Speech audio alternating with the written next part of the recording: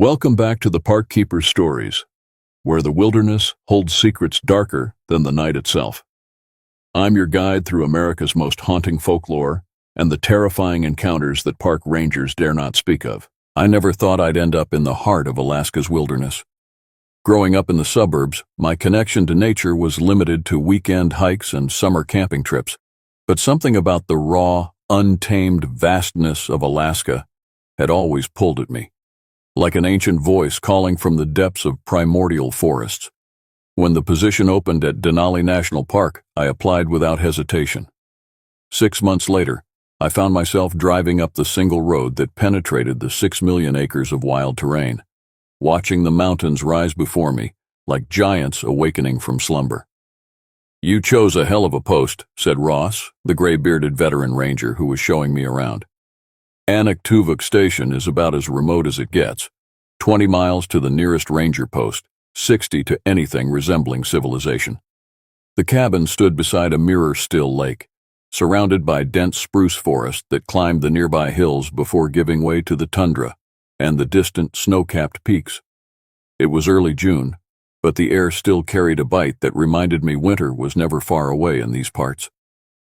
"Previous ranger couldn't hack it," Ross continued, as he helped me unload my gear. "Said the isolation got to him, started hearing things in the woods at night." I laughed nervously. "What kind of things?" Ross shrugged. "People get strange out here alone. The wilderness plays tricks on your mind when you've got nothing but your thoughts for company." The cabin was sturdy and well-equipped.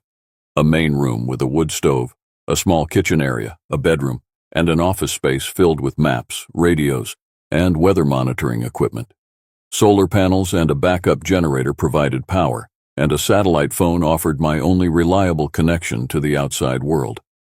"Your main job is monitoring wildlife, assisting any hikers who make it this far out, and keeping an eye on environmental conditions," Ross explained.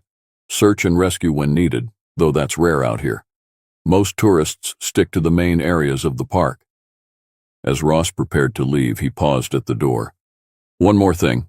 The locals, the few Athabascan elders who still live traditionally about 30 miles northeast, they call this area Nakani Tun, means the wanderer's territory. They don't come here if they can help it." "Why's that?" I asked. "Old stories," Ross said with a dismissive wave. "Every culture has them. Just respect the land and you'll be fine." After Ross left, I spent the evening organizing my supplies and familiarizing myself with the equipment.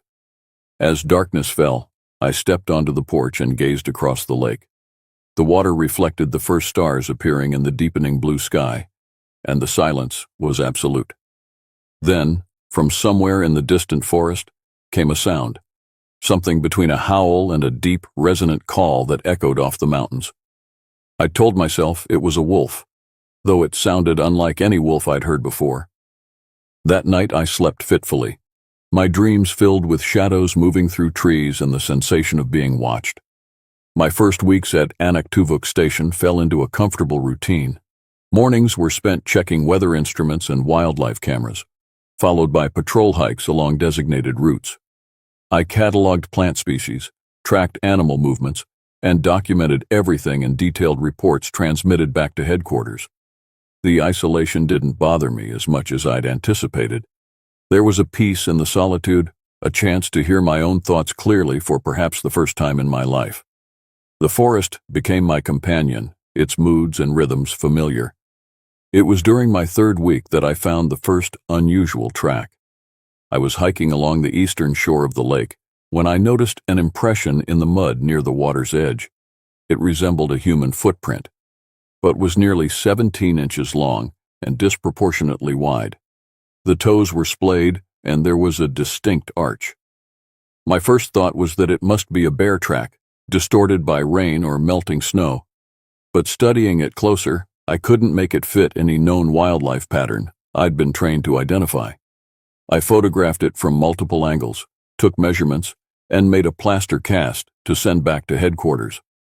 That night, I consulted the station's field guides, but found nothing that matched what I'd seen. I entered the data in my report, attaching the photos with a note requesting identification assistance. 3 days later, I received a terse reply. Likely degraded bear track or hoax.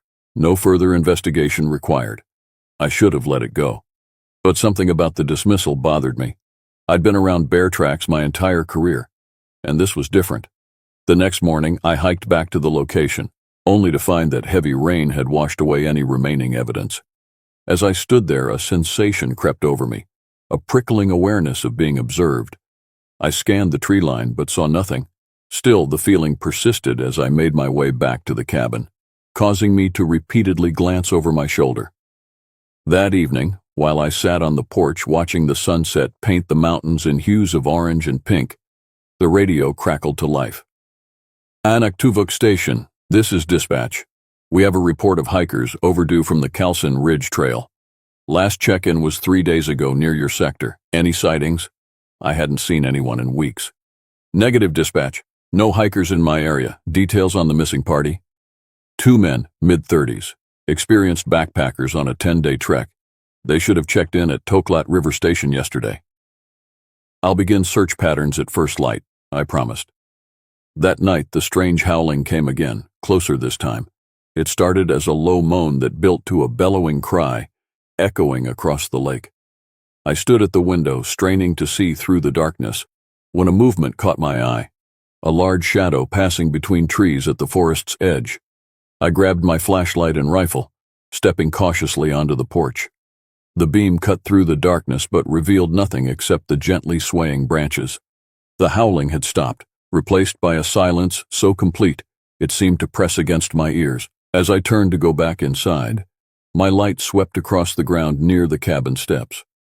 There, pressed into the soft earth, was another footprint, identical to the one I'd found by the lake, but fresher, more defined. And it was headed toward the cabin. Dawn broke with a heavy mist hanging over the lake, transforming the landscape into something ethereal and unfamiliar. I prepared my search gear methodically: GPS, first aid kit, extra water, emergency rations, and my service rifle. The weight of responsibility settled on me as I plotted the most likely routes the missing hikers might have taken. The Calcin Ridge Trail was 15 miles northwest of my position, a challenging route that wound through dense forest before climbing above the tree line. If the hikers had strayed from the path or attempted a shortcut, they could easily have ended up in my sector. I radioed my search plan to dispatch before heading out, the coordinates of my intended search grid precisely noted. The morning air was sharp in my lungs as I set off, alert for any sign of human passage. Hours passed as I methodically swept through my designated area, calling out periodically and listening for any response. The forest was unusually quiet. No birdsong, no rustling of small animals in the underbrush. Just the sound of my own breathing and footsteps.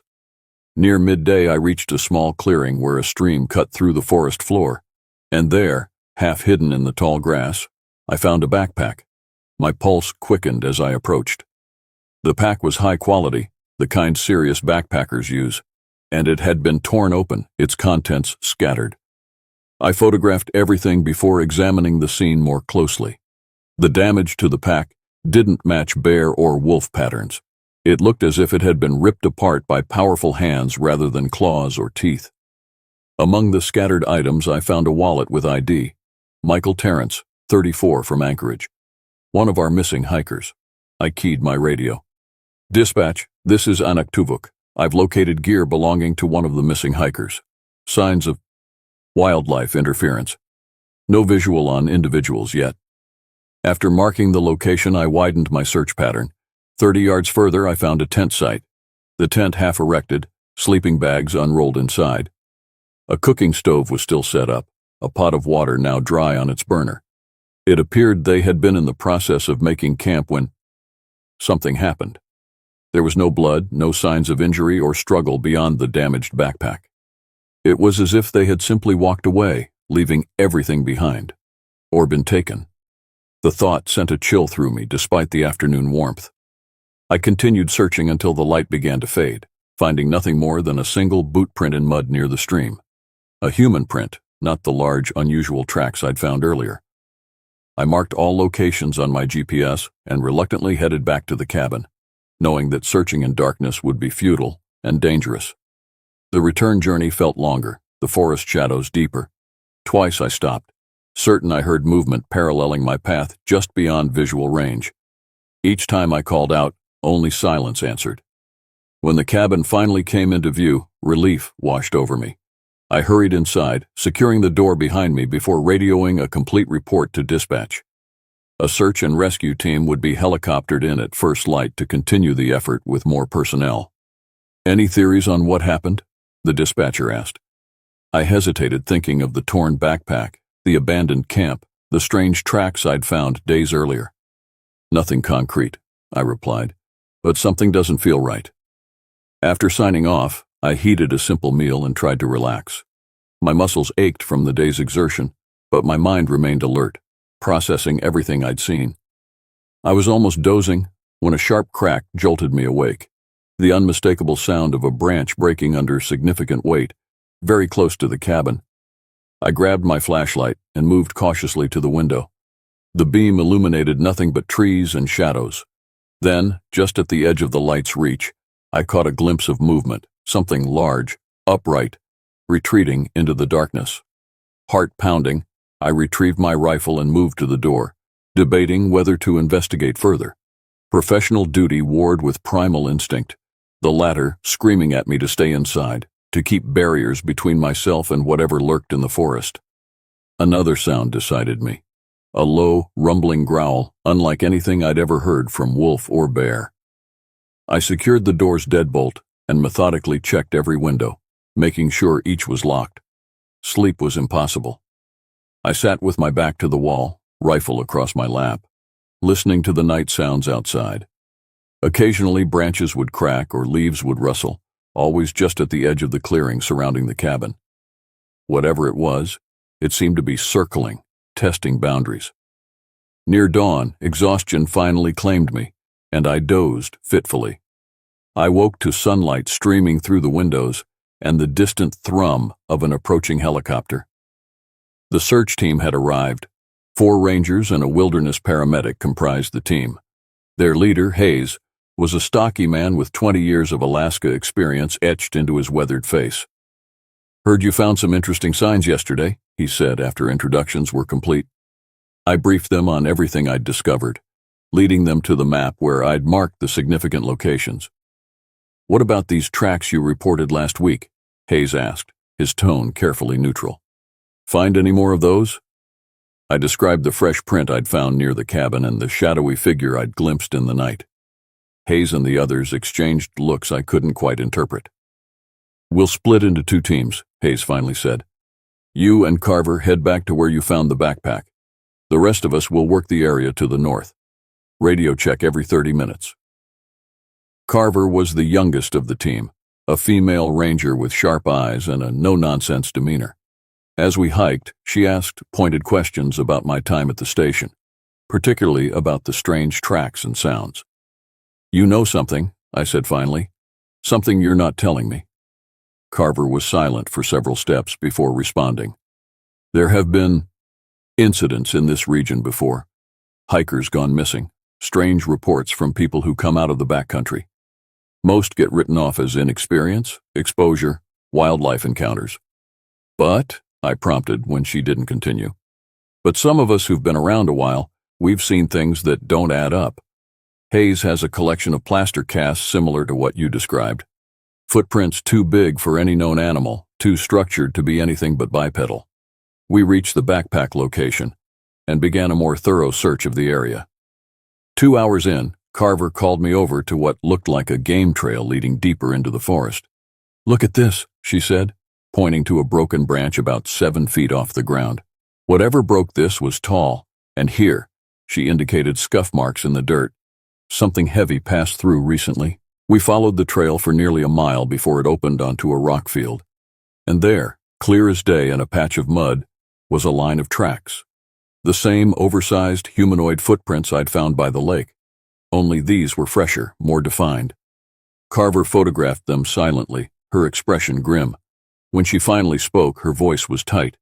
"We should head back, report this to Hayes." But as we turned to retrace our steps, the radio crackled with Hayes' urgent voice. "All units return to base immediately. Weather system moving in fast. Helicopter extraction in 30 minutes. Looking up, I could see dark clouds gathering over the mountains, advancing quickly. In Alaska, weather changed with deadly speed, and being caught in a storm in the backcountry was a risk no ranger took lightly. We double-timed it back, the first fat raindrops beginning to fall as the cabin came into view. The helicopter was already there, rotors spinning, the pilot gesturing urgently for us to hurry. "What about the missing hikers?" I shouted to Hayes over the roar of the engine. "Search suspended until weather clears," he shouted back. "You're coming out with us." I hesitated, looking back at the cabin. "My post, director's orders. No one stays out here alone until we know what's going on." The storm hit in earnest as we lifted off, the helicopter bucking in the violent wind. Through the rain-streaked window, I watched my cabin grow smaller below us, a lone outpost in the vastness of the wilderness. And just before the clouds obscured my view completely, I saw something emerge from the tree line near the cabin, a large, dark figure standing upright watching our departure. The debriefing at park headquarters was tense. Hayes, the senior rangers, and the park director listened to my report, with expressions that shifted between skepticism and concern. I presented the photographs, the measurements, my daily logs, all laid out in meticulous detail. "And you're certain these tracks don't match any known wildlife pattern?" the director asked, a thin man named Lawson whose desk job had softened what had once been a ranger's physique. "Absolutely certain," I replied. "I've worked with bear, moose, and wolf tracks extensively. These are bipedal, structured like a human foot but much larger, and with anatomical differences." Lawson exchanged glances with Hayes. "And the missing hikers? No sign of them beyond the abandoned camp?" "None that we found before the weather forced evacuation. The search needs to continue as soon as possible." Lawson nodded slowly. "We have other teams out, approaching from different sectors. But I'm not sending anyone back to Anaku Station until we have a better understanding of what we're dealing with." After the meeting, Hayes pulled me aside. "There's someone you should talk to," he said quietly. "Not officially, you understand. But she might have insights about what you've experienced." That's how I found myself driving through the small town of Healy, following Hayes's directions to a modest house on the outskirts. An elderly Native Alaskan woman answered the door, her face deeply lined, but her eyes sharp and alert. "This is Nora Ishnuk," Hayes introduced us, elder of the Koyukon Athabaskan people. "Nora, this is the ranger I told you about, stationed at Anaktuvuk." Nora nodded slowly, studying me with an intensity that made me uncomfortable. "Come in," she finally said. "We have much to discuss." Inside, the house was warm and filled with traditional crafts, beadwork, carved wooden masks, and woven baskets. Nora served us tea in silence before settling into an armchair across from us. "Tell me exactly what you saw," she said without preamble. "Everything, even what seems impossible." I recounted my experiences, the tracks, the sounds in the night, the shadowy figure by the tree line, the abandoned camp of the missing hikers. Nora listened without interruption, her gaze never leaving my face. When I finished, she sighed deeply. "The Nakani," she said simply. "What your people call Bigfoot." Despite myself, I felt a flicker of disappointment. I'd hoped for a more concrete explanation than local folklore. Sensing my reaction, Nora leaned forward. "You think this is just stories? The Nakani have been known to my people since before the Russians came. We have always shared these lands with them, keeping our distance, respecting boundaries." "If they're real," I asked, "why isn't there conclusive evidence? In an age of cameras and scientific research?" "They are intelligent," Nora cut me off. "More intelligent than most give them credit for. They know how to avoid human detection, living in the most remote areas, moving primarily at night. And those who do encounter them often don't return to tell their stories." Hayes shifted uncomfortably beside me. "Nora, what about the missing hikers? If these creatures were involved, what might have happened?" Nora's expression darkened. "The Nakani are territorial, especially in certain seasons. They leave warnings, signs that humans should stay away. If those warnings are ignored—" "What signs?" I asked, thinking of the tracks I'd found weeks before the hikers went missing. "Markers. Broken branches placed in specific patterns, rocks stacked in unnatural ways, footprints left where they will be found." vocalizations that carry for miles through the mountains. A chill ran through me as I remembered the strange howling I'd heard on multiple nights. Those hikers, Nora continued, they entered territory that was marked as forbidden. If they were taken, it was because they crossed boundaries they should have respected. Taken where? I pressed. Nora shook her head. There are places in the deep forest where even our hunters will not go. Caves in the high mountains. Valleys hidden between peaks that don't appear on any map. I wanted to dismiss it all as superstition, yet I couldn't explain away what I'd seen with my own eyes. How do I protect myself if I go back to the station? You're considering going back? Hayes asked, surprised. Those hikers might still be alive, I said, and it's my post. I can't abandon it based on folklore, no matter how unsettling. Nora studied me for a long moment. The old ones taught us to leave offerings at the boundaries of their territory. Not food or objects, but songs. Sounds carry meaning to the Nani. If you must return, show respect through your voice. Let them know you acknowledge their presence and their right to the land. It sounded absurd, singing to appease forest creatures straight out of cryptozoology textbooks. Yet something in Nora's certainty gave me pause. There is one more thing, she said, rising and moving to an old cedar chest in the corner. From it, she withdrew a small pouch made of worn leather. This contains kinnikinnick, sacred herbs. If you burn a small amount each evening, the smoke will create a boundary they rarely cross. I accepted the pouch, more out of respect for her beliefs than any conviction it would help. Thank you. As we prepared to leave, Nora gripped my arm with surprising strength. The Nani have lived alongside us for thousands of years. They are not evil, but they are powerful and protective of what is theirs. If you return, remember, you are the visitor in their home. The drive back to headquarters was quiet. Both Hayes and I lost in our own thoughts. You don't really believe all that, do you? I finally asked him. Hayes kept his eyes on the road. 22 years ago, my first season as a ranger, I was posted even more remote than you. Adigan Pass, up by the Brooks Range. One night something tried to get into my cabin, something strong enough to nearly tear the door off its hinges. He paused, his knuckles white on the steering wheel. I fired a warning shot through the window. There was a scream, not animal, not fully human either. Next morning I found blood on the steps. A lot of blood. I followed the trail for about 100 yards before it disappeared at the river. Did you report it? Of course, a wildlife officer came out, took samples of the blood. The results came back inconclusive. Primate blood, but not matching any known species. The report was filed away and forgotten. We drove in silence for several more miles. I'm going back to Anaku, I said finally. Those hikers might still be out there. Hayes nodded slowly. I figured you would. But you won't be going alone. I've requested temporary reassignment to your station. Director approved it this morning. Relief washed over me, followed quickly by determination. With two of us at the station, we could conduct a more thorough search and maintain better security at night. We fly back tomorrow, weather permitting, Hayes continued. Pack heavy. No telling how long we'll be out there. That night, alone in my quarters at headquarters, I researched everything I could find about Bigfoot encounters in Alaska. Most accounts were easily dismissible. Tourist exaggerations, obvious hoaxes, or misidentifications of known wildlife. But there were others, detailed reports from experienced outdoorsmen, Forest Service personnel, and indigenous hunters that couldn't be so easily explained away. Patterns emerged. The territorial behavior, the warning signs, the vocalizations, all matching what I'd experienced and what Nora had described. As I finally drifted toward sleep, a new thought formed. What if the missing hikers hadn't been taken against their will? What if they had followed the tracks, just as I had been tempted to do, drawn deeper into the wilderness by curiosity and the tantalizing possibility of documenting something extraordinary? And if so, what had they found?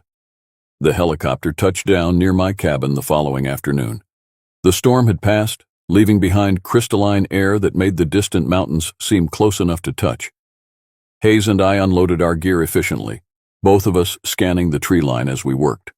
The cabin appeared undisturbed, exactly as I'd left it. Still, Hayes insisted we check every room, every cabinet, and the perimeter before settling in. Nothing was amiss, but the feeling of being watched returned as soon as we stepped outside. "We'll begin the search at first light," Hayes said as we prepared a simple dinner. "Focus on the area where the hikers' camp was found, then expand outward in a spiral pattern."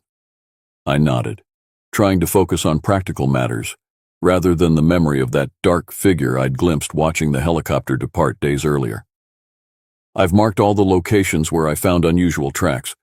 We should check those areas for fresh sign as well."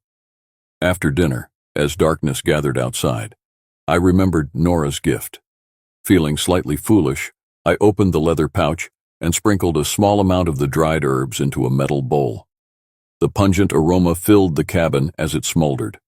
Hayes raised an eyebrow but made no comment, busying himself with checking our equipment for the next day's search.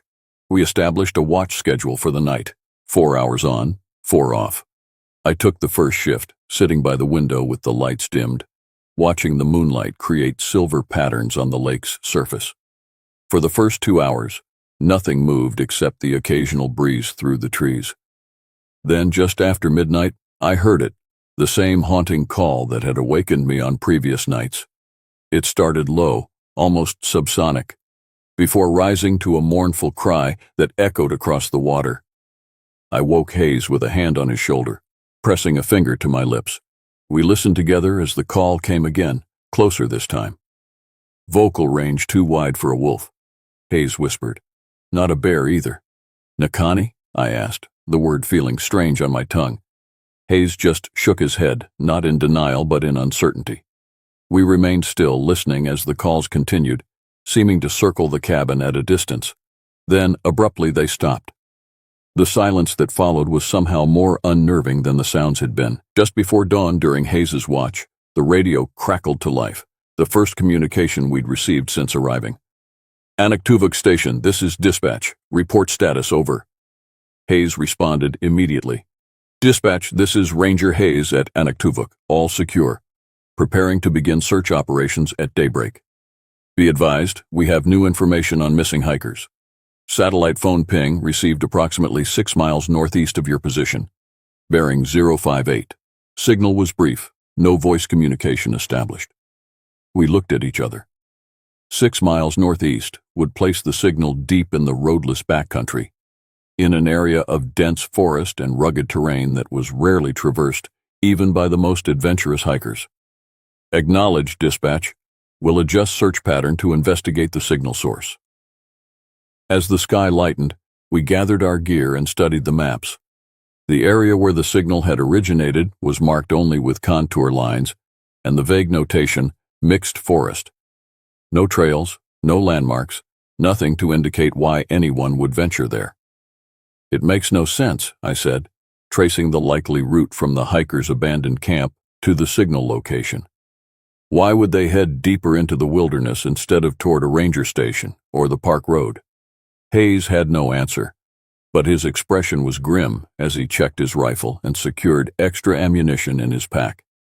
We set out as the first rays of sunlight touched the mountains, moving at a steady pace through terrain that grew increasingly difficult. By midday, we had covered nearly 3 miles, the forest around us becoming denser, the undergrowth more tangled. "Look at this," Hayes called, kneeling beside a fallen tree. A strip of fabric, blue nylon, the kind used in high-end hiking jackets, was caught on a broken branch. "Recent, the color hasn't faded." Encouraged by this sign, we pressed on. The forest changed subtly as we progressed, the trees older, larger, with dense canopies that created a perpetual twilight below. Moss covered everything, muffling our footsteps and creating an eerie silence broken only by our breathing. Near what we estimated was the 5-mile mark, we found more evidence. A single hiking boot, its laces neatly tied, sitting in the middle of a small clearing as if placed there deliberately. "This isn't right," I murmured, inspecting the boot. It showed no damage, no signs of being forcibly removed. "It's like he just stepped out of it and continued on."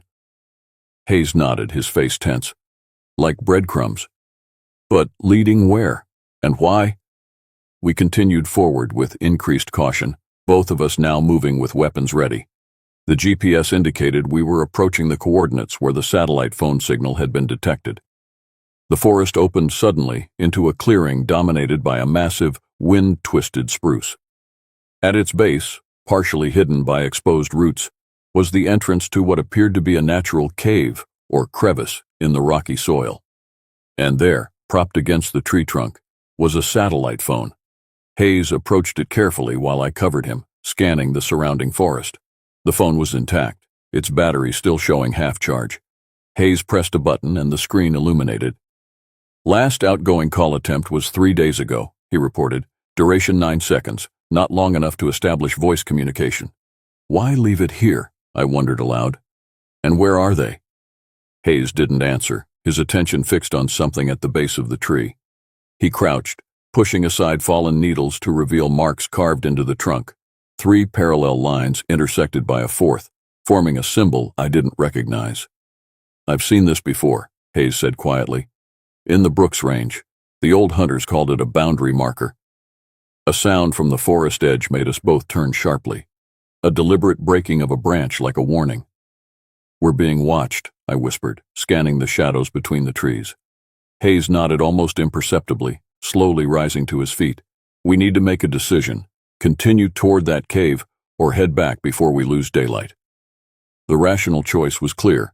2 rangers, minimal backup, an unknown situation with potential danger.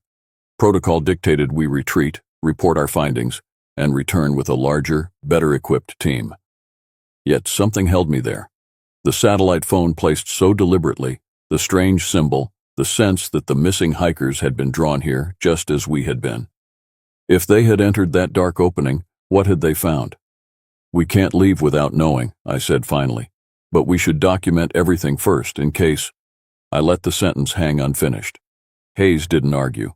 We photographed the scene methodically, the phone, the symbol, the cave entrance, and recorded our coordinates with redundant devices.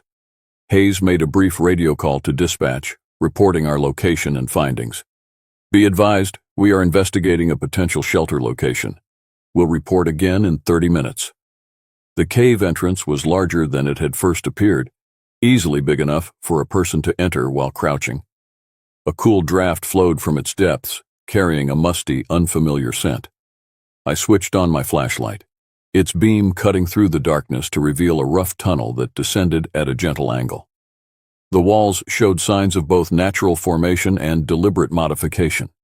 Sections had been widened or smoothed by tools. "Someone's been maintaining this," Hayes observed, running his hand along a suspiciously even section of wall. We proceeded cautiously, backs slightly hunched in the confined space. The tunnel widened after about 30 feet, opening into a larger chamber where we could finally stand upright. My flashlight beam revealed a space about 20 feet across, the ceiling supported by natural rock columns. The floor had been deliberately cleared and flattened, but it was the walls that captured our attention. They were covered with paintings. Red ochre and black charcoal depicted stylized human figures, animals, and strange, elongated forms that resembled upright creatures with disproportionately long arms. Interspersed among these were handprints, some human-sized, others much larger. "This is incredible," I breathed, moving closer to examine the artistry. "These could be ancient."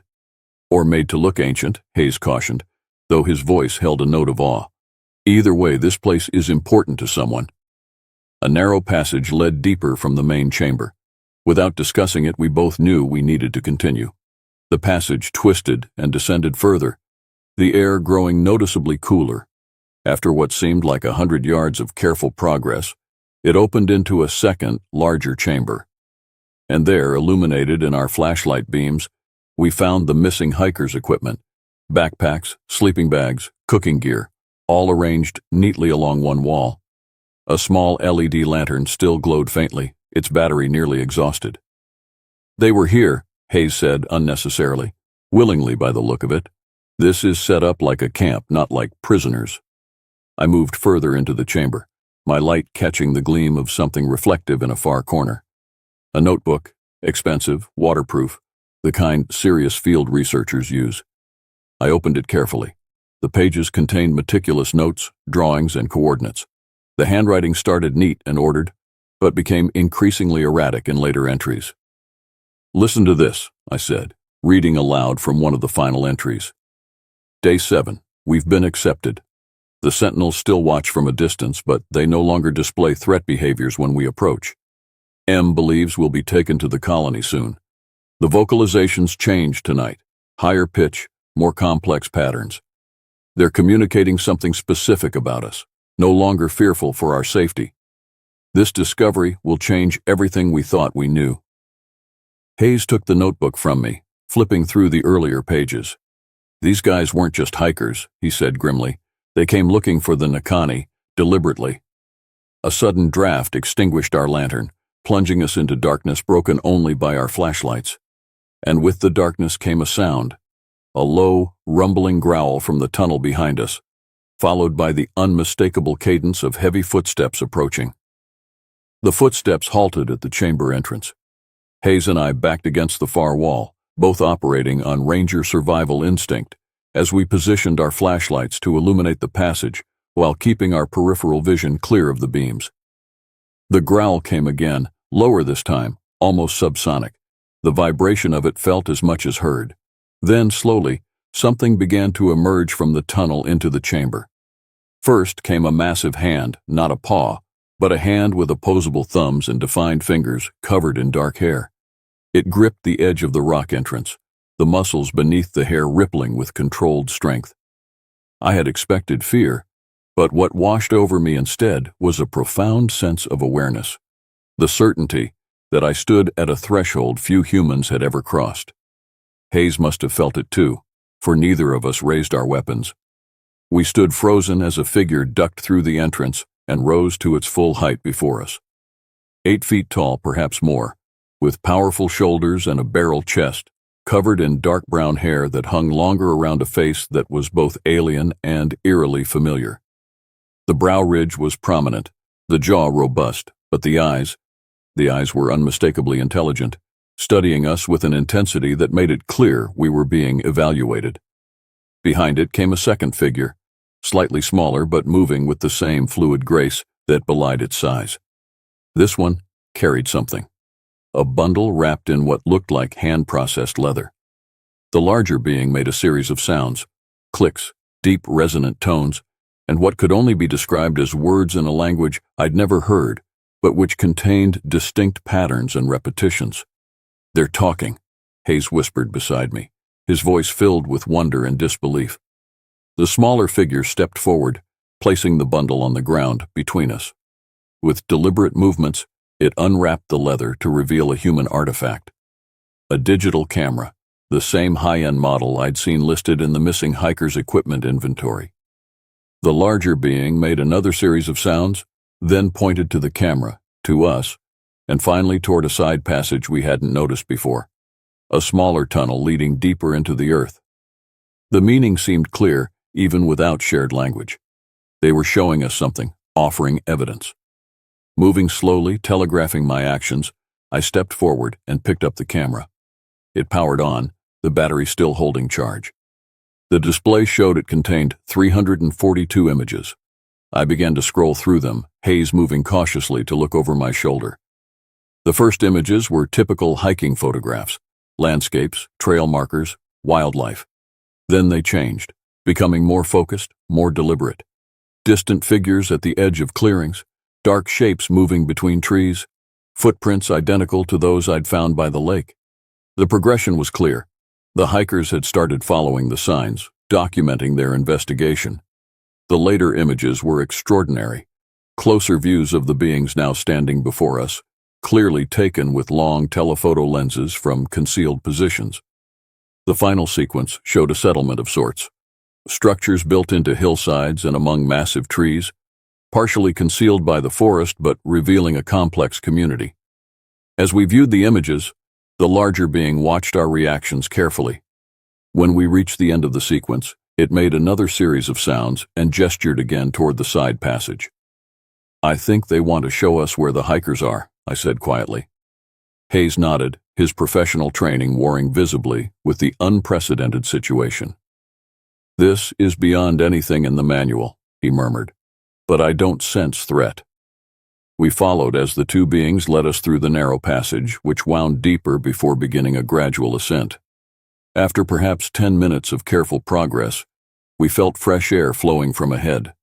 The tunnel widened and suddenly we emerged, not into another cave, but onto a ledge overlooking a hidden valley, nestled between steep mountain walls. Below us, a community spread across several acres of forest clearing, structures that blended almost seamlessly with the landscape, some built into living trees, others formed from intricately arranged stone and timber, housed what appeared to be dozens of the beings.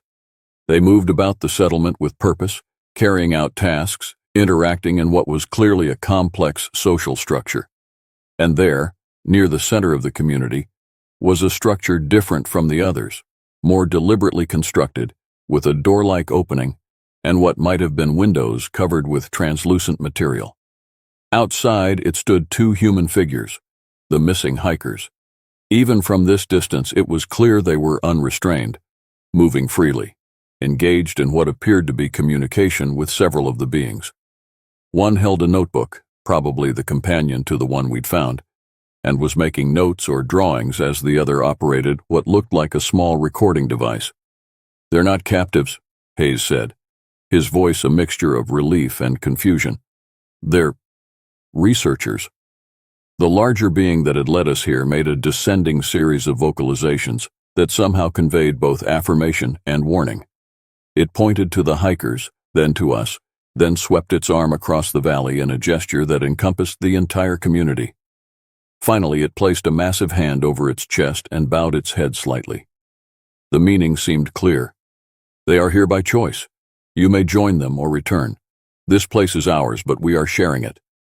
Hayes and I exchanged glances, years of ranger training and wilderness experience, providing no protocol for this situation. "We need to make contact with those hikers," Hayes said finally. "Confirm they're here willingly, that they're safe." I nodded, but hesitated before following our guides down the path toward the settlement. "Hayes," I said quietly, "if we go down there, this changes everything, not just for us but for them." I nodded toward the community below. "Once this becomes known—" "Who says it becomes known?" Hayes interrupted, his expression deadly serious. "You saw what those hikers found. They didn't stumble on this place. They were searching for it specifically, and they chose to stay." "You're suggesting we what?" "Don't report this. That's against every regulation. I'm suggesting we gather all the facts before making decisions that can't be unmade," Hayes replied. "These beings have existed alongside us for who knows how long, deliberately staying hidden. There must be a reason." As we debated, the smaller being that had accompanied us made a sound of impatience and gestured again toward the path. The decision couldn't be delayed. I thought of Nora's words about respecting boundaries, about the long history of coexistence based on mutual distance. I thought of what would happen if this valley were to appear on official reports. The researchers, the media, the inevitable disruption of a community that had clearly gone to great lengths to remain separate from human society. "We talked to the hikers," I said finally. "We confirm they're safe and here by choice. Then we decide." The path down to the settlement was well maintained, with steps carved into steeper sections. As we descended, more of the beings became aware of our presence. Some retreated into structures, while others moved closer, curiosity overcoming caution. The hikers spotted us when we were about halfway down. One, a tall man with a red beard who matched the ID photo of Michael Terrence, raised his hand in greeting but made no move to approach us.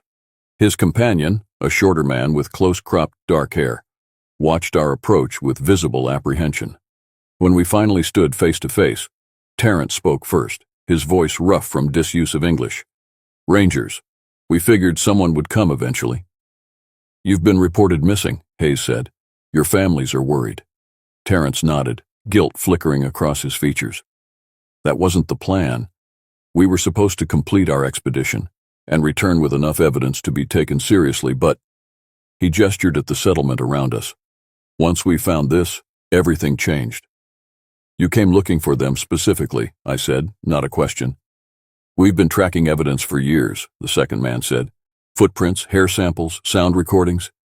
We knew they were real, but we never imagined." He trailed off, looking around with undisguised wonder. "Are you being held against your will?" Hayes asked, direct and professional. Both men laughed, the sound startling after the tension of our journey. Far from it, Terence said. They could have eliminated us a dozen times. Instead, they watched us, evaluated us, and eventually brought us here. They're a complex society, the second man added. Their language has syntax and grammar. They use tools, maintain agricultural plots further up the valley. They're intelligent, not human, but... He struggled for words. People, in every meaningful sense. And you decided to stay, I prompted. Terence nodded. Temporarily. They've allowed us to document their community, their habits, their language, knowledge that's been sought for centuries, but with strict conditions. No location data can leave the valley, the second man continued. No photographs that could lead others here. They understand the threat exposure would bring. Hayes looked at me, the question in his eyes matching my own thoughts. So what happens now? He asked the hikers. Your families, your lives back home, you've just abandoned them? Terence's expression sobered. We plan to return next week. Take what we've learned, but protect this place. Publish enough to prove their existence without endangering them. And you think that's possible? I asked skeptically. Once the world knows they're real, every expedition, every corporation, every government agency will be looking. That's why we need your help, the second man said quietly. As rangers, your reports will carry weight. You can help shape the narrative, establish protective protocols. Around us, the community continued its activities, the beings occasionally glancing our way but otherwise unperturbed by our presence. I noticed smaller figures, juveniles perhaps, watching curiously from doorways, evidence of a thriving population. We need to discuss this, Hayes said finally. Alone. The hikers nodded understanding, and we moved a short distance away, both of us overwhelmed by the implications of what we discovered. If we report this fully, I said quietly, this place will be overrun within weeks. Study teams, media, thrill seekers. There's no way to keep it contained. Hayes nodded grimly. And if we don't report it, we're violating our oaths as rangers, risking our careers, possibly breaking laws. We stood in silence, the weight of the decision pressing down on us. Around us, the hidden valley continued its ancient rhythms, a parallel world that had existed alongside our own, unknown, undisturbed.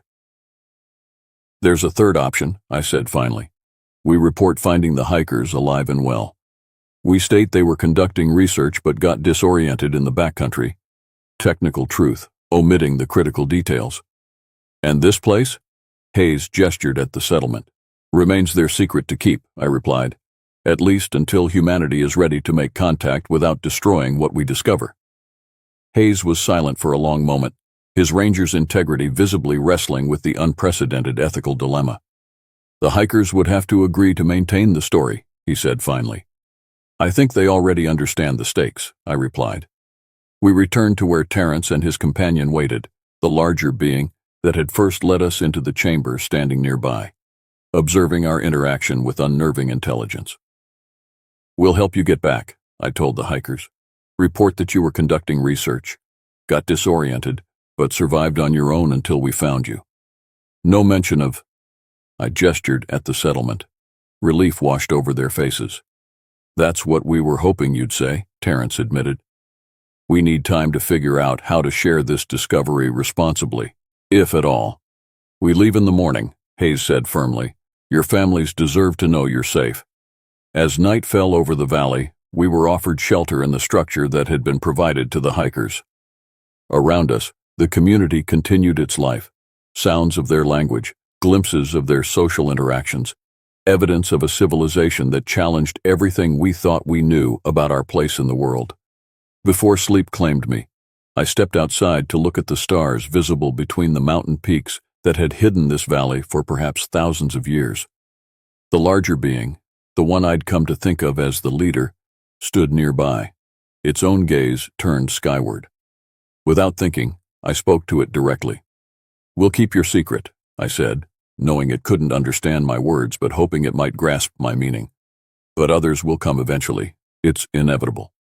The being turned to me, its eyes reflecting starlight. It made a series of sounds, different from before, almost musical in their cadence, and placed one massive hand gently on my shoulder before pointing to the mountains, then to its chest, and finally to me. I couldn't translate the specific meaning, but the sentiment seemed clear. We share this land. We have always been here. Now you know. As I returned to the shelter, I realized that while I had come to Alaska seeking wilderness and solitude, I had found something far more profound. A humbling reminder that humanity's understanding of the world remains incomplete, that mysteries still inhabit the wild places, and that sometimes the most important discoveries are those we choose to protect rather than exploit. In the morning, we would begin the journey back to my cabin, then to headquarters, carrying a secret that would both burden and enrich us for the rest of our lives. The official report would be simple: missing hikers found alive. The truth was anything but simple: a hidden valley, an ancient people, and the thin boundary between the known world and the wilderness that still harbors its deepest mysteries. As I drifted toward sleep, I heard the haunting call that had first drawn my attention weeks ago, but now, knowing its source, it no longer sounded alien or threatening. It was simply a voice in the night, calling across mountains that had witnessed the parallel journeys of two intelligent species, occasionally intersecting but largely separate, both finding their own way through the shadows of Denali. The faintest hint of dawn crept through the pines as I stepped onto the weathered porch of my cabin. Steam rose from my coffee mug, disappearing into the cool mountain air. Lake Nani stretched before me, its surface perfectly still, mirroring the towering peaks that surrounded it like ancient guardians. This remote corner of the Cascade Wilderness had been my home for 3 seasons now, and I still hadn't grown tired of the view. My name is Kalitaka Rivers, Kale to most people who struggle with the pronunciation. The name means guardian of the people in Hopi, a weighty inheritance from my grandfather, who insisted I carry on the tradition, even though our bloodline had been diluted through generations of marriage outside the tribe. Sometimes I wondered if that name had somehow guided me to this life, to this isolated ranger station 26 miles from the nearest town. I took a long sip of coffee, savoring the bitter warmth as I contemplated the day ahead. Spring melt-off had finally subsided, and the summer hiking season would soon bring scattered groups of tourists to test themselves against the wilderness. For now, though, the forest belonged to me and the creatures that called it home. The radio crackled to life from inside the cabin. "Nani Station, this is dispatch, come in." I sighed and walked back inside, setting my mug on the small table crowded with maps and logbooks. "Nani Station receiving, go ahead dispatch," I answered, pressing the transmit button. "Morning, Kale. Just checking in. Any issues to report?" "All quiet here, dispatch. Trail assessment scheduled for today. Northwest passage up to Mirror Lake." "Copy that. We've got reports of some deadfall on that route after the storms last week. Might want to bring the chainsaw." "Already loaded in the UTV. Anything else?" "Yeah, you've got visitors coming. 2 researchers from the university scheduled to arrive tomorrow. They're doing some kind of habitat study. Official paperwork came through last night." I frowned. No one had mentioned visitors, especially this early in the season. "Copy that. I'll prepare the guest cabin. Nani out." I placed the radio back in its charger and returned to the porch, my peaceful morning routine disrupted. The guest cabin hadn't been used since last fall. It would need cleaning and fresh supplies.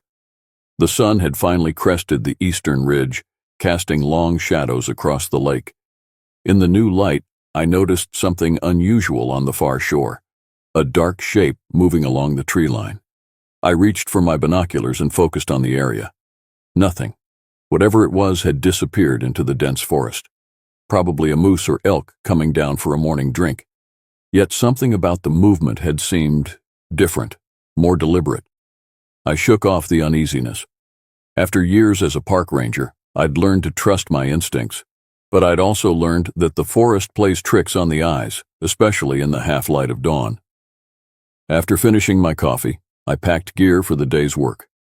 The Northwest Trail needed clearing before the seasonal influx of hikers. The Forest Service issued me standard equipment: handheld radio, first aid kit, maps, compass, multi-tool, but experience had taught me to add my own essentials: extra water, high-calorie snacks, emergency shelter, and a revolver. The gun was technically against regulations, but after an encounter with a rabid wolf 2 years ago, I never ventured into the backcountry without it. As I loaded the utility vehicle, my thoughts drifted to how I'd ended up here. Most of my academy classmates had chosen busier parks with more amenities and better pay. But something about Nani had called to me when the position opened up. Maybe it was the challenge of complete self-reliance. Maybe it was the escape from a failed relationship and mounting debts. Or maybe it was something deeper, a connection to this land that I couldn't quite explain. My grandfather would have said the mountains had chosen me, not the other way around. He believed in such things. Spirits in the trees, voices in the wind, ancient beings watching from the shadows. As a child, I'd absorbed his stories like gospel. As an adult with a degree in forestry and wildlife management, I'd filed them away as cultural mythology.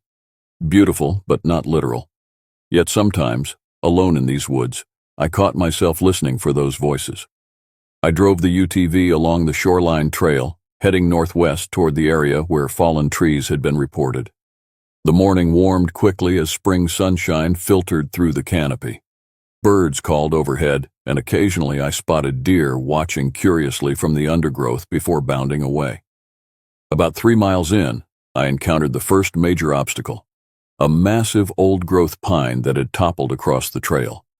The trunk was over 3 feet in diameter, far too large for my chainsaw to handle in one cut.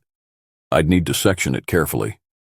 As I prepared the equipment, the forest around me fell suddenly, unnaturally silent. No bird song, no rustling leaves, no chattering squirrels. Just complete stillness that prickled the hair on my neck. I switched off the chainsaw and listened. Nothing. Then, from somewhere up the slope to my right, came the distinct sound of breaking branches. Heavy footsteps moving through the underbrush. "Hello?" I called out. "This is Ranger Rivers. Identify yourself." No response, but the sounds continued, moving parallel to the trail. Whatever was up there was large and making no effort to conceal its presence. A bear, perhaps? But bears typically avoided humans once detected. I unholstered my revolver and held it at my side, more for reassurance than any immediate intent to use it. "Hello?" I tried again, louder this time. The movement stopped. I could feel eyes on me, watching, assessing. I scanned the dense forest but saw nothing unusual among the trees and shadows. Then came a smell, musky, wild, unlike anything I'd encountered before. Not the familiar scent of bear or moose or any woodland creature I knew. This was different, primal. For several long minutes I stood motionless, weapon ready, senses straining. Gradually birds resumed their calls, tentatively at first, then with growing confidence. The presence, whatever it was, had moved on. I let out a breath I hadn't realized I was holding. Logical explanations filled my mind. A moose or elk I hadn't properly identified. Perhaps even a woodland bison that had wandered from the reintroduction area 50 miles north. Yet none of these explanations felt right. With unsteady hands, I started the chainsaw again and turned my attention back to the fallen tree. But the sense of being watched never fully subsided. By late afternoon, I'd cleared 3 major blockages and numerous smaller branches from the trail. The work had been physically demanding but mentally soothing, the kind of tangible accomplishment that had drawn me to this job in the first place. As I headed back toward the station, dark clouds began gathering over the western peaks. A spring storm was rolling in, earlier than the weather report had predicted. I pushed the UTV a little faster, hoping to reach the cabin before the downpour. I was about a mile from the station when I spotted fresh tracks crossing the trail.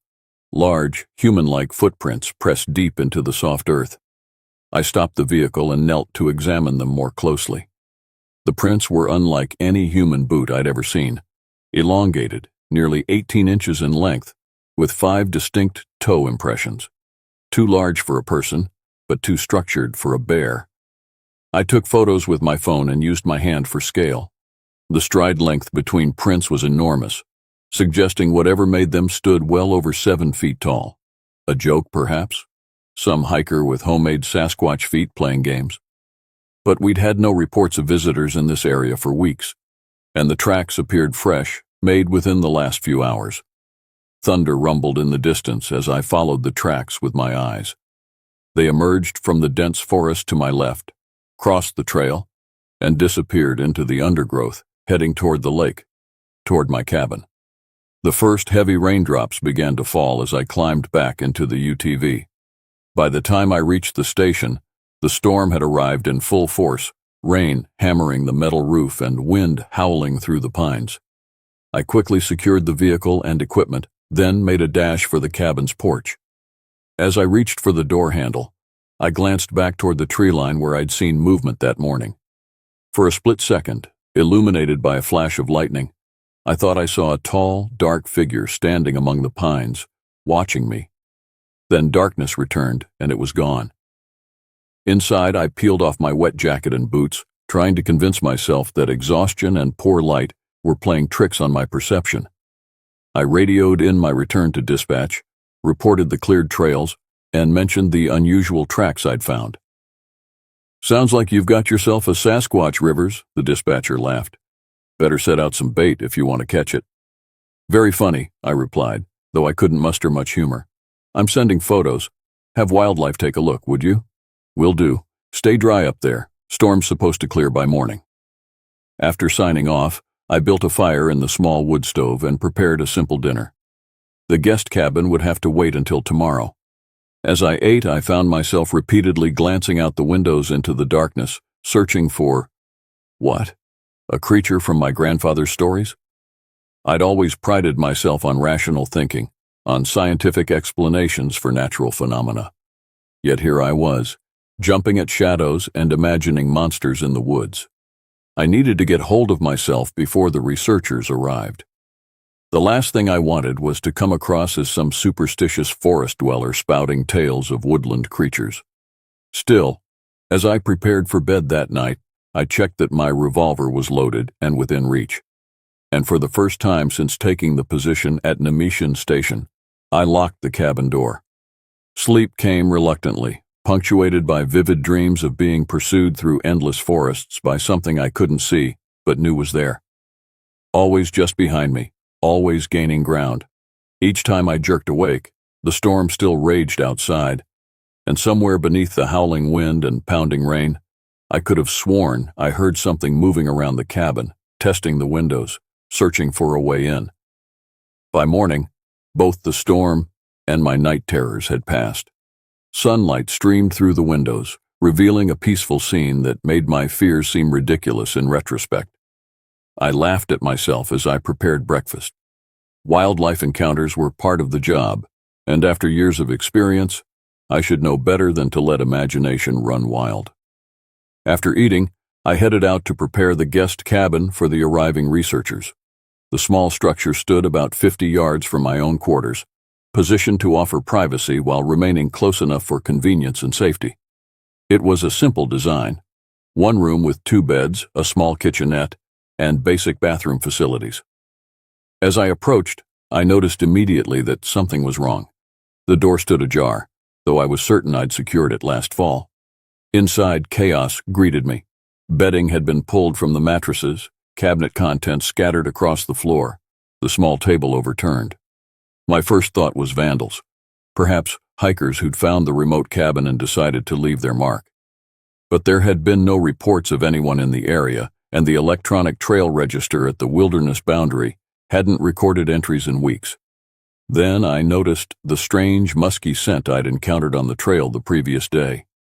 It permeated the cabin, stronger here in the enclosed space, and on the wooden floor, partially obscured by the scattered debris, were muddy prints, the same enormous, toe-distinguished impressions I'd photographed. Whatever had left those tracks on the trail had visited the guest cabin during the night. Not a bear rummaging for food, not vandals seeking thrills. Something else, something that moved with purpose. I backed out of the cabin, suddenly aware of how exposed I felt. The rational part of my mind insisted there must be a logical explanation.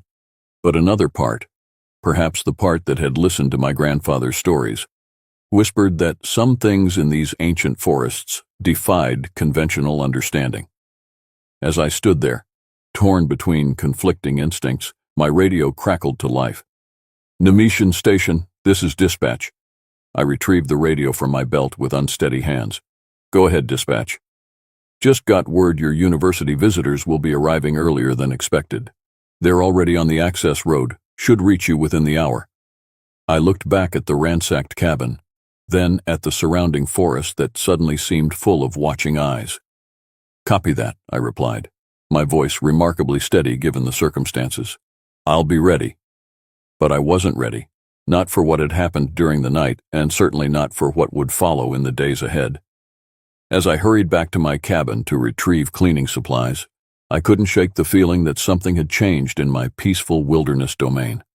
Something had arrived at Lake Nani, something that didn't appear in any wildlife management handbook or ranger training program, and it knew I was here. The researchers arrived just as I finished making the guest cabin presentable.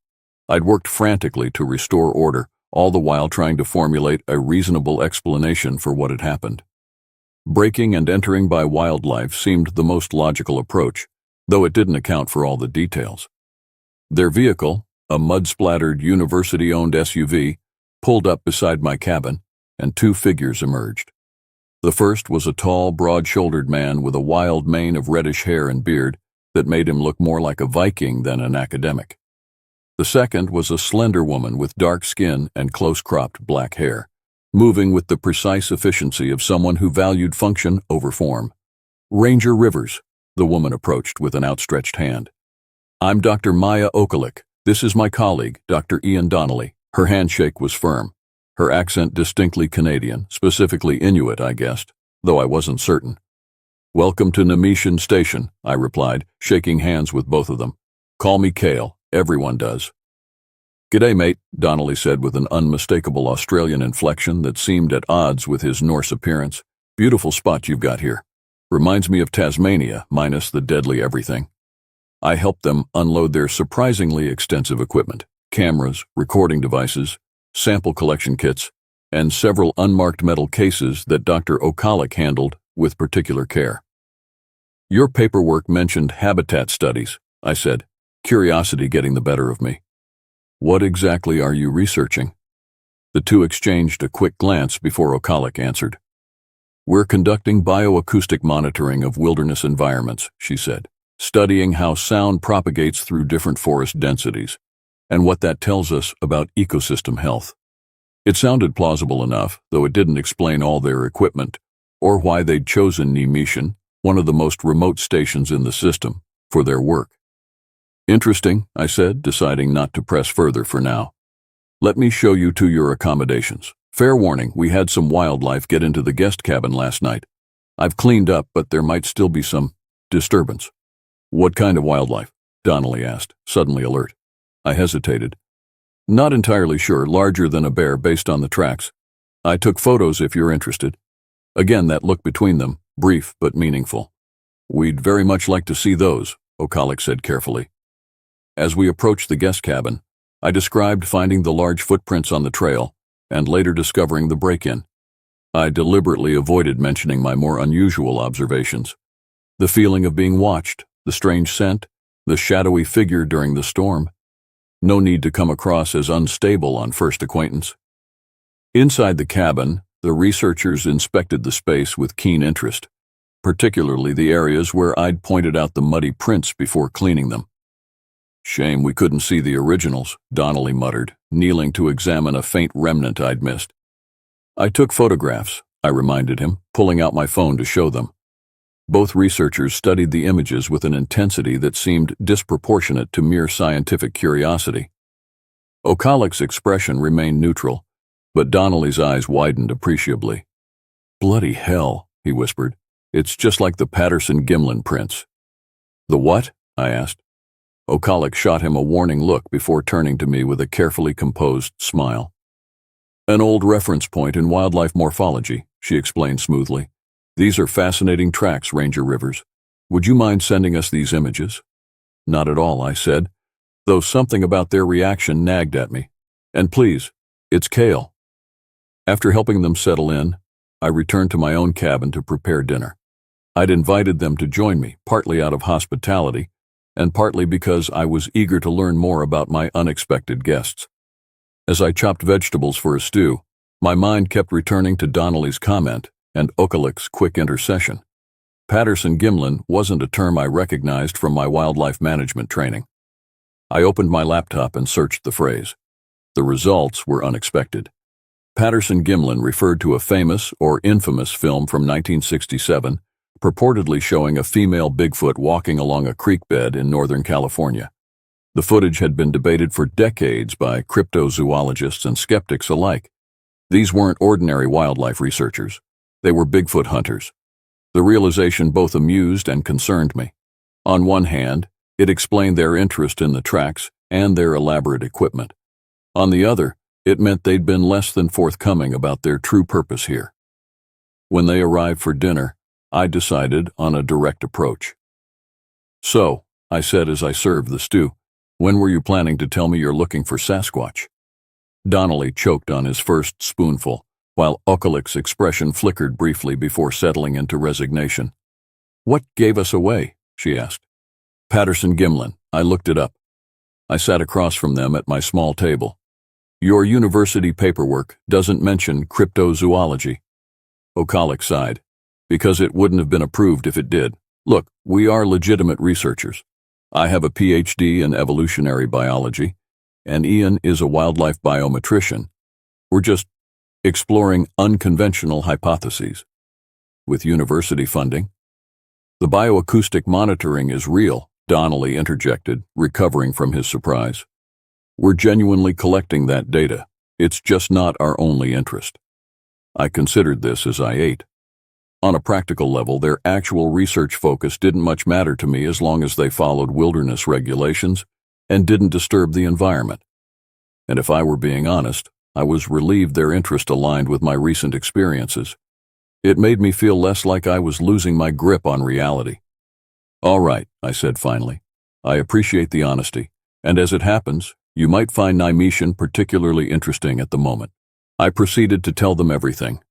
The sensation of being watched, the unnatural silence in the forest, the musky odor, and the shadowy figure during the storm. As I spoke, their initial embarrassment transformed into keen attention. "How long have you been stationed here?" Okalik asked when I finished. 3 seasons. This will be my 4th summer." "And you've never experienced anything like this before?" I shook my head. "Nothing this deliberate. We have all the usual wildlife, bears, moose, cougars, but they behave like animals. What I've been sensing feels different, intelligent." Donnelly leaned forward eagerly. "That tracks with reported encounters, awareness of human presence, curiosity mixed with caution, strategic movement patterns. These aren't simple animals. They're highly developed primates with sophisticated social structures." "If they exist at all," Okalik added with scientific caution, though her expression suggested she believed they did. "What's brought you specifically to Naimishan?" I asked. "There must be hundreds of remote areas where a Bigfoot could potentially live." The researchers exchanged another of their communicative glances before Okalik answered. "We've been tracking reports across the Pacific Northwest for years. There's been a significant uptick in potential encounters in this region over the past 6 months. 3 hikers described a large bipedal creature near Morgan Creek, about 15 miles south of here. A wildlife photographer caught what might be a partial image near Twin Pines Ridge to the east, and the most compelling, a recording of unidentified vocalizations captured by a geological survey team just north of this lake." "What kind of vocalizations?" Donnelly pulled out his phone. "Have a listen." He played an audio file that began with ordinary forest sounds: wind, birds, distant water. Then came a sound that raised the hair on my arms, a long, powerful howl that started low and rose in pitch before breaking into a series of staccato whoops. It wasn't a wolf or coyote or any animal call I recognized, and it certainly wasn't human.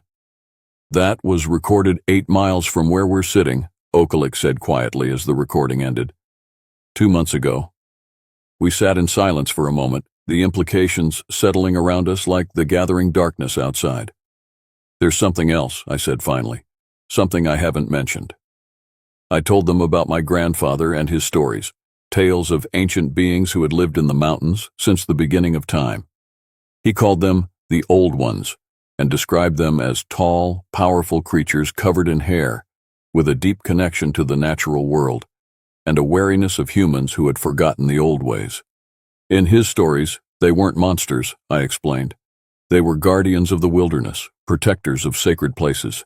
They avoided humans when possible but would defend their territories when necessary. Many indigenous cultures have similar accounts, Okalik nodded. My own people speak of the Tornit, tall, strong beings who once lived alongside us but retreated into the wilderness when humans became too numerous. The consistency across isolated cultural traditions is one of the most compelling arguments for their existence, Denali added.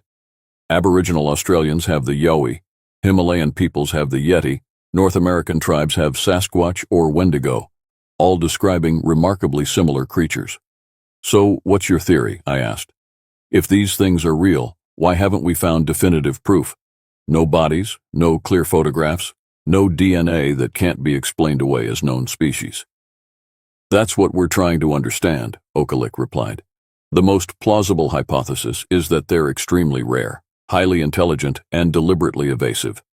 Think about it, a species with human-level intelligence, but without our technological development, would evolve exceptional skills for avoiding detection, especially if they've been hunted or threatened historically.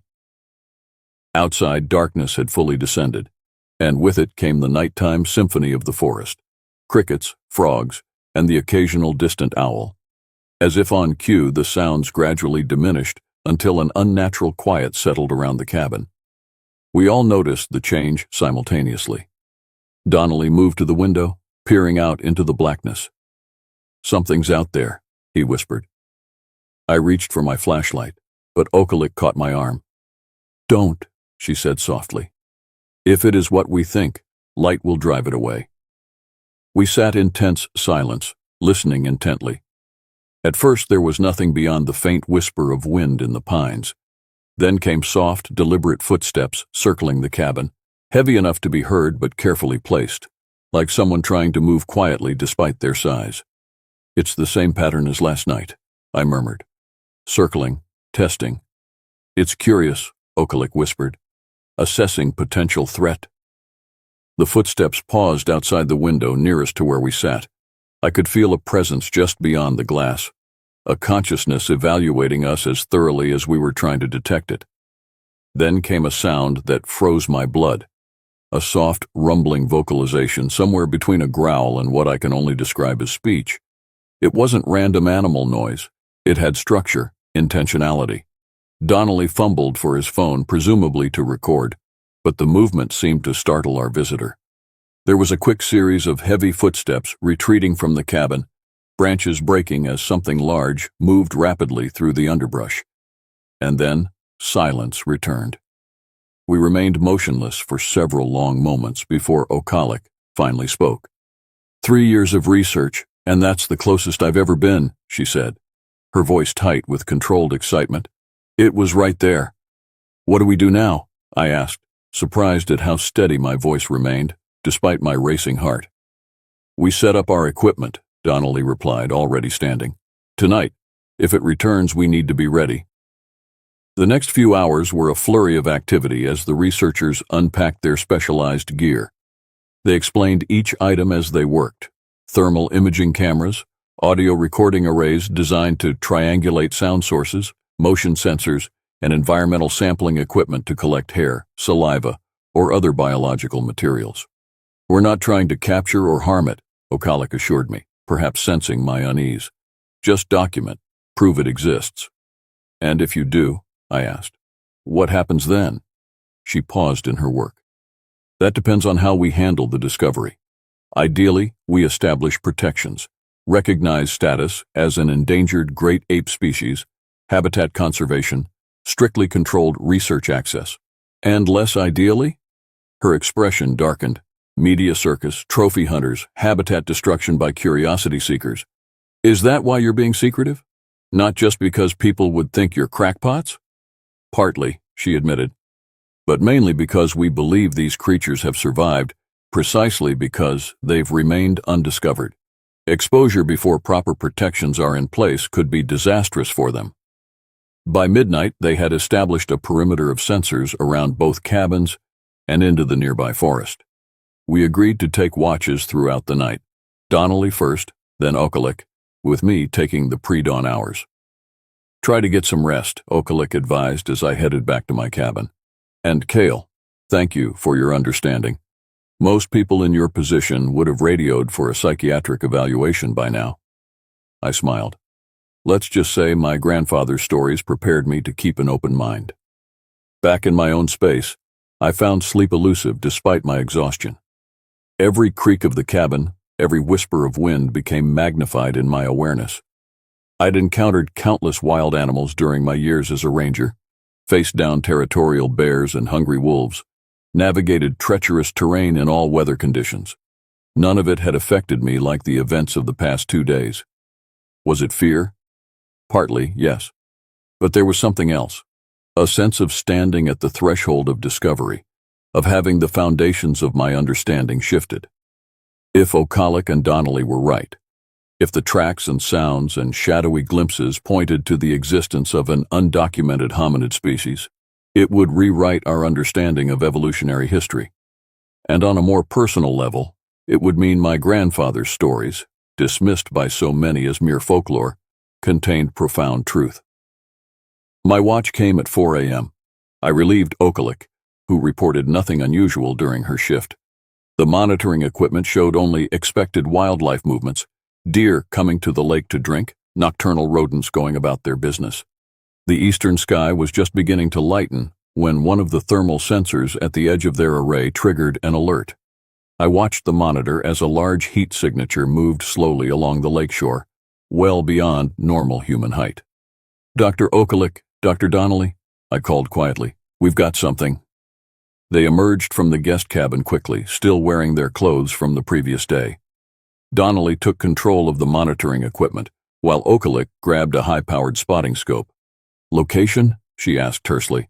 Northeastern shoreline, moving south, I replied, about 600 yards out. Denali adjusted the directional microphones, and a faint sound came through the speakers. Rhythmic splashing, like something walking through the shallow water at the lake's edge. It's using the water to mask its scent and footprints, he murmured. Clever. Through the scope, Okalik tracked the heat signature as it moved. Dawn was breaking rapidly now, the forest emerging from darkness into the gray half-light that precedes sunrise. I've got visual, she whispered excitedly. Bipedal, approximately 8 feet tall, consistent with reported morphology. She offered me the scope. With slightly trembling hands, I looked through the eyepiece and adjusted the focus. There, moving along the far shore with smooth, powerful strides, was a figure unlike anything I'd seen before. Tall and broad-shouldered, covered in dark hair or fur, it moved with a fluid grace that belied its massive size. Its arms swung longer than a human's would, occasionally touching the ground or grasping at vegetation as it passed. As I watched, it paused, then slowly turned its head toward us. Even at this distance, I could sense its awareness. It knew exactly where we were. For a moment that seemed to stretch into infinity, we observed each other across the expanse of the lake. Then, with deliberate purpose, it raised an arm and appeared to gesture toward the mountains behind it, before melting into the forest with shocking speed for something so large. Did you see that? I gasped, lowering the scope. It gestured, Okalik confirmed, her voice tight with excitement. Complex communication behavior. Denali was already reviewing the thermal footage. We've got it recorded. Not high-resolution visible light, but definitive thermal imaging of a large bipedal subject moving in a non-human gait pattern. It was showing us something, I said, still processing what I'd witnessed. Pointing toward the mountains, or warning us away from them, Okalik suggested. We spent the morning reviewing the data they'd collected, thermal images, audio recordings, and measurements calculated from the visual reference points. Everything supported the presence of an organism matching reported Sasquatch characteristics. It's not conclusive proof, Okalik cautioned as we examined the evidence, but it's the best documentation I've seen in years of research. What now? I asked. More monitoring? Absolutely, Denali nodded. But we should also explore where it was directing our attention. Those ridges to the northeast, is there anything significant up there? I considered the question.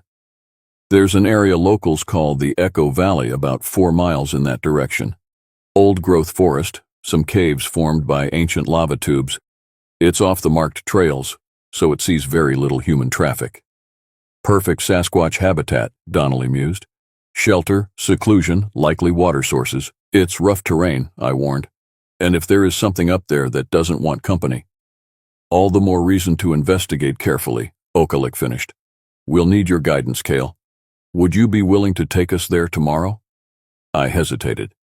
My ranger duties technically covered trail maintenance and visitor safety, not escorting Bigfoot researchers on speculative expeditions. Yet my curiosity was thoroughly piqued, and as the local authority, I justified that investigating unusual activity in the wilderness was within my purview. I'll take you, I agreed. But we go prepared, move carefully, and at the first sign of danger, we retreat, no arguments. They readily agreed to my terms, and we spent the remainder of the day preparing for the expedition. I plotted our route, ensuring we had alternate paths for both ascent and descent if needed. The researchers gathered their portable recording equipment and sample collection materials. That evening, as we finalized our preparations, I found myself remembering more of my grandfather's stories, particularly his warnings about respecting the domains of the old ones. They watch from the high places, he would say, his weathered face solemn in the firelight. Those who enter their sacred grounds uninvited may never return to tell what they found. As a child, such tales had thrilled and frightened me. As an adult, I'd dismissed them as cautionary fables, designed to keep curious children from wandering too far. Now, I wasn't so sure. After the researchers returned to their cabin, I sat alone on my porch, watching darkness claim the forest once more. The lake reflected a sky brilliant with stars, the Milky Way stretching across the heavens like a river of light. In such moments, the modern world with its certainties and scientific classifications seemed very far away. What if we were wrong about so many things? What if the natural world contained mysteries that had evaded our instruments and methodologies precisely because they existed at the edges of our understanding? As if in answer to my unspoken questions, a long, mournful call echoed across the lake. The same haunting vocalization we'd heard on Donnelly's recording, but closer now, more powerful. It reverberated through the trees and seemed to penetrate directly into my chest. Ancient and wild and utterly beyond human experience. From the guest cabin, I heard excited movement, as the researchers presumably scrambled to document the sound. But I remained motionless, letting the call wash over me, speaking to something primal in my own consciousness. It wasn't a warning or a threat. It was a proclamation, a reminder that these mountains and forests existed long before humans named and claimed them, and would endure long after our brief stewardship ended. Whatever awaited us in Echo Valley, I knew with sudden clarity that we weren't the discoverers here. We were the discovered, assessed, and permitted to proceed, or not, according to judgments we could barely comprehend. The call faded gradually, leaving behind a profound silence filled with possibility and danger in equal measure. Tomorrow would bring us face to face with something that had persisted at the margins of human awareness for centuries. I just hoped we were ready for what we would find. Dawn broke with unsettling serenity, as if the forest were deliberately withholding its secrets in the growing light. We set out early, the three of us moving in silent procession along the lake's edge before turning northeast toward the distant ridgeline. I led the way, rifle slung across my back, a precaution I'd insisted upon, despite Okalik's concerns about appearing threatening. It's not just for the Sasquatch, I'd explained. There are more conventional predators out there too. The terrain grew steadily more challenging as we left the established trails behind. Ancient trees created a cathedral-like canopy that filtered the sunlight into dappled patterns on the forest floor. Moss-covered logs and tumbled boulders testified to centuries of growth, decay, and geological upheaval. In places, we had to navigate ravines choked with devil's club and stinging nettle, their thorns and irritants an effective deterrent to casual exploration. Denali proved surprisingly adept in the wilderness for an academic, moving with the sure-footed confidence of someone who'd spent considerable time in rough country. Okalik was methodical and determined, pausing occasionally to collect samples or take readings from her various instruments. The ecosystem here is remarkably undisturbed, she noted, as we rested beside a clear mountain stream. Some of these trees must be over 500 years old. The terrain has protected it, I explained. Too difficult for logging operations, too remote for tourism development. One of the few truly wild places left. Perfect refuge, Denali murmured, scanning the dense undergrowth that surrounded us. If you needed to avoid human detection, you couldn't design a better habitat.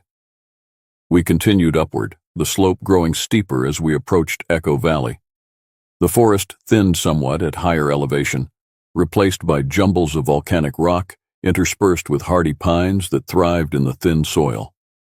The air grew noticeably cooler, carrying the mineral scent of distant snow still clinging to the highest peaks.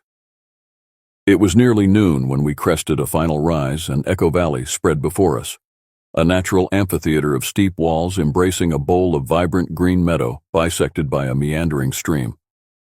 At the valley's far end, dark openings in the rock face marked the entrance to the lava tube system I'd mentioned.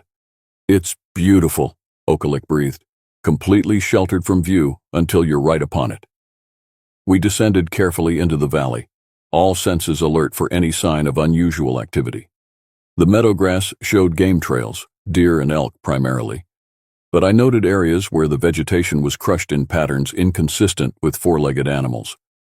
These disturbances formed rough paths leading toward the cave entrances. As we neared the stream, Denali suddenly raised his hand in a silent signal to stop.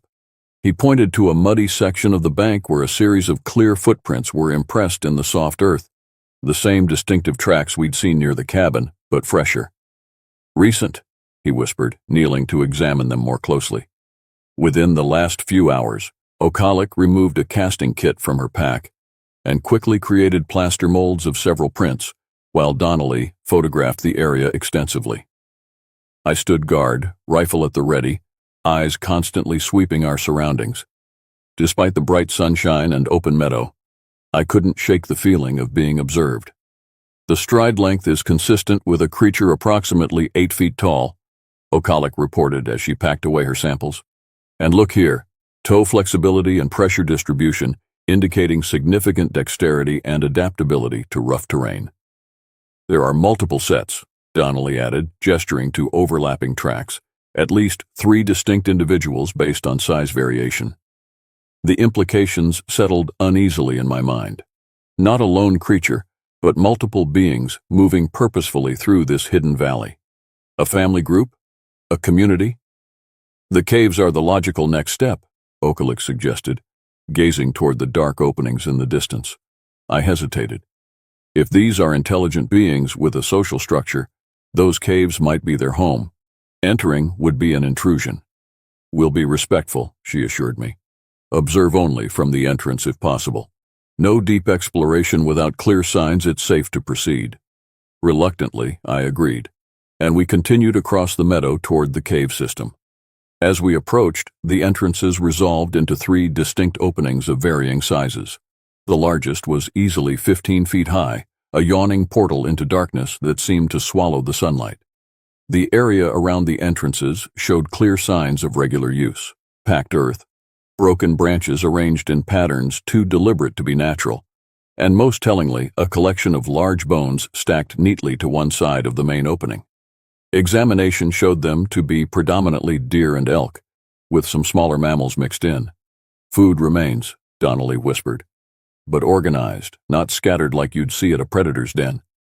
Okalik knelt beside a flat stone positioned near the entrance. Its surface bore dark stains and deep scoring marks. Cutting tool marks, she murmured. They're processing their food. The evidence of tool use and organizational behavior sent a shiver down my spine. These weren't simple animals operating on instinct. Whatever lived here demonstrated complex, learned behaviors passed down through observation and instruction. We approached the main cave entrance cautiously.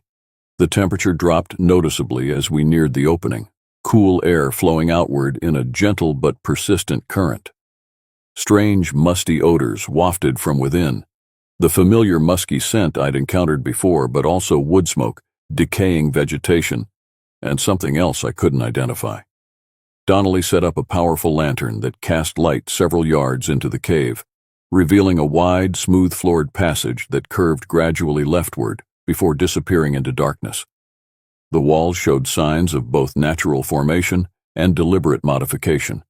Areas smoothed by tools, niches carved into the rock that held various objects, stones of unusual shapes and colors, feathers, animal bones, and what appeared to be crude implements fashioned from wood and stone. "This is beyond anything we've documented," Okalik said, her voice barely audible. "Evidence of material culture, tool use, possibly ritual objects." She was reaching for her camera when a sound froze us in place, a low, rhythmic thumping emanating from deep within the cave system. It wasn't mechanical, but rather organic, like large hands beating against hollow logs or stone. The rhythm was complex, changing in ways that suggested communication rather than random noise. "It's a warning," I said instinctively, though I couldn't have explained how I knew. As if confirming my interpretation, a powerful vocalization followed the drumming, the now familiar howl breaking into whoops, but this time with distinct variations and patterns. It echoed through the cave and across the valley, amplified by the natural acoustics of the rock walls. "They're speaking," Denali whispered in awe. "Complex vocalization consistent with rudimentary language." "We should leave," I urged, the hair on my neck rising. "We've seen enough. They know we're here, and they're telling us to go." Okalik hesitated, clearly torn between scientific opportunity and personal safety. "Just a few photographs of the cultural artifacts. Quick documentation, then we'll retreat." Before I could object further, the rhythmic thumping stopped abruptly. The silence that followed was more terrifying than any sound could have been. Then came heavy footsteps from within the cave, moving toward us with deliberate purpose. "Out, now," I commanded, backing away from the entrance, while keeping my rifle lowered but ready. The researchers finally heeded my warning, gathering their equipment with hasty movements. We retreated about 50 yards from the cave entrance, putting a large boulder between us and whatever was emerging.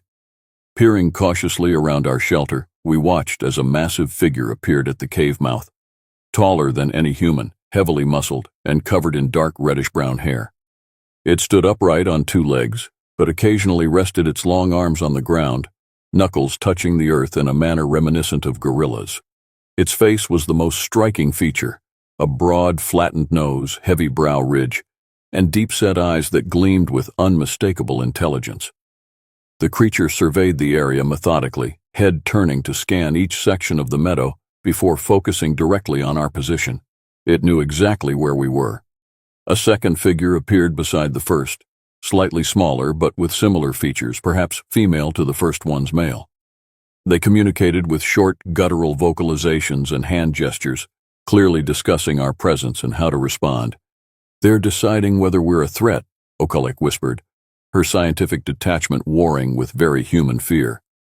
The creatures continued their consultation for several minutes, while we remained frozen in place. Then, with startling decisiveness, the larger one strode forward into the meadow, covering ground with long, powerful steps. It stopped about halfway between the cave and our position, straightened to its full height, easily 8 feet tall, and pounded its chest with alternating fists. The sound echoed across the valley, a demonstration of strength that needed no translation. Then it extended one massive arm, pointing first at us, then emphatically back the way we had come. The message couldn't have been clearer: leave, now. "We need to go," I said quietly.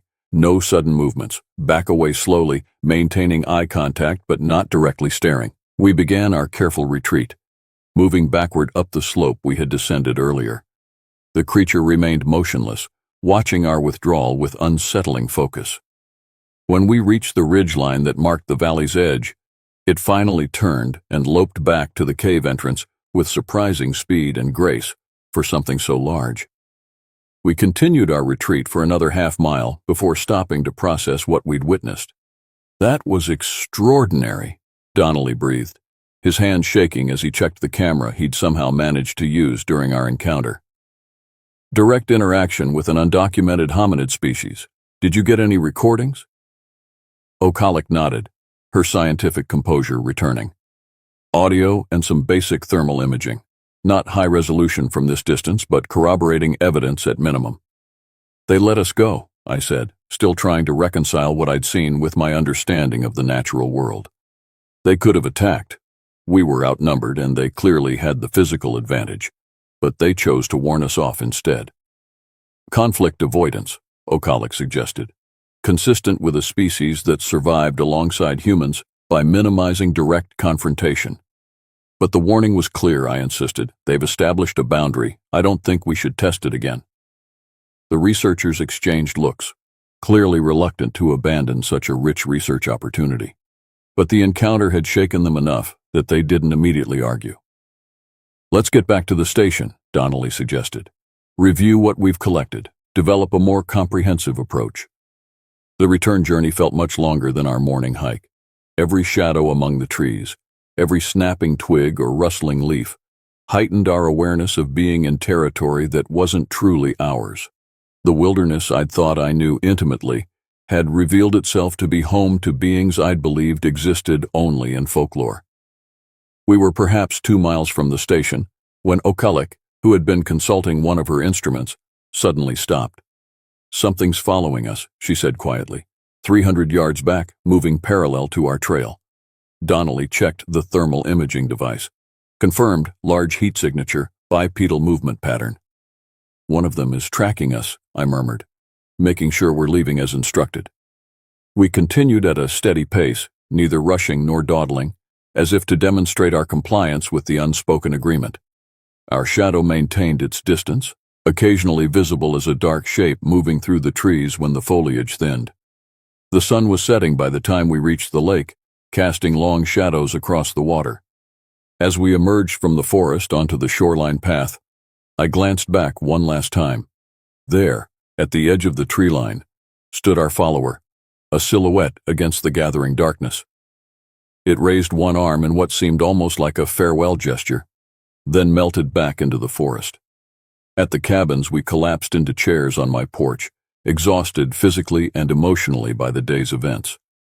For several minutes, no one spoke, each of us privately processing what we had witnessed. What now? I finally asked, breaking the silence. Okalik looked thoughtful. We have preliminary evidence of an undocumented hominid species with complex social structures, tool use, possible language, and territorial behaviors. Under normal circumstances, this would justify a major scientific expedition. But these aren't normal circumstances, Denali finished. These beings have clearly demonstrated their desire for privacy. Invading their territory with a large research team could provoke conflict. Not to mention the broader implications, I added. Once word gets out, this place would be overrun with curiosity seekers, media, potential trophy hunters. Their way of life would be destroyed. The ethical dilemma hung in the air between us. As scientists, they had discovered something that could rewrite our understanding of hominid evolution and validate decades of dismissed research.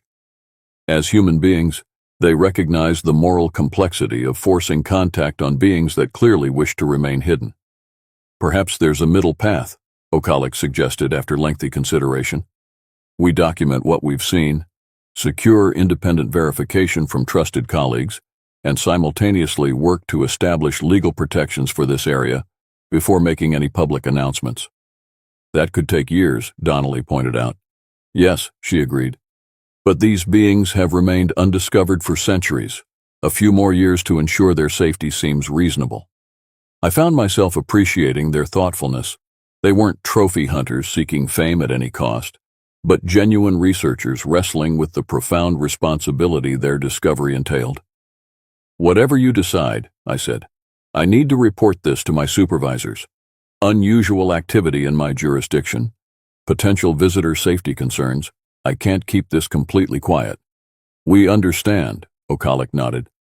But perhaps we can collaborate on how the information is presented. Frame it as unverified sightings of unusual wildlife, Requests for increased patrol presence rather than public alerts that would draw attention? It seemed a reasonable compromise. We agreed to spend one more day at the station, compiling our observations and evidence into organized reports, before heading back to civilization to begin the delicate process of verification and protection. Later that night, after the researchers retired to their cabin, I sat alone beside the lake, watching moonlight ripple across the water. The day's encounters had fundamentally shifted my perspective on the wilderness I thought I knew. These ancient forests were not merely resources to be managed or playgrounds for human recreation, but homes to beings with their own societies, their own ways of understanding the world. My grandfather's stories, dismissed as fantasy by my educated adult self, now seemed like vital cultural knowledge passed down through generations, warnings and wisdom about coexisting with the other inhabitants of these mountains. From across the water came a now familiar call, the haunting vocalization that seemed to bridge the gap between animal sound and human speech.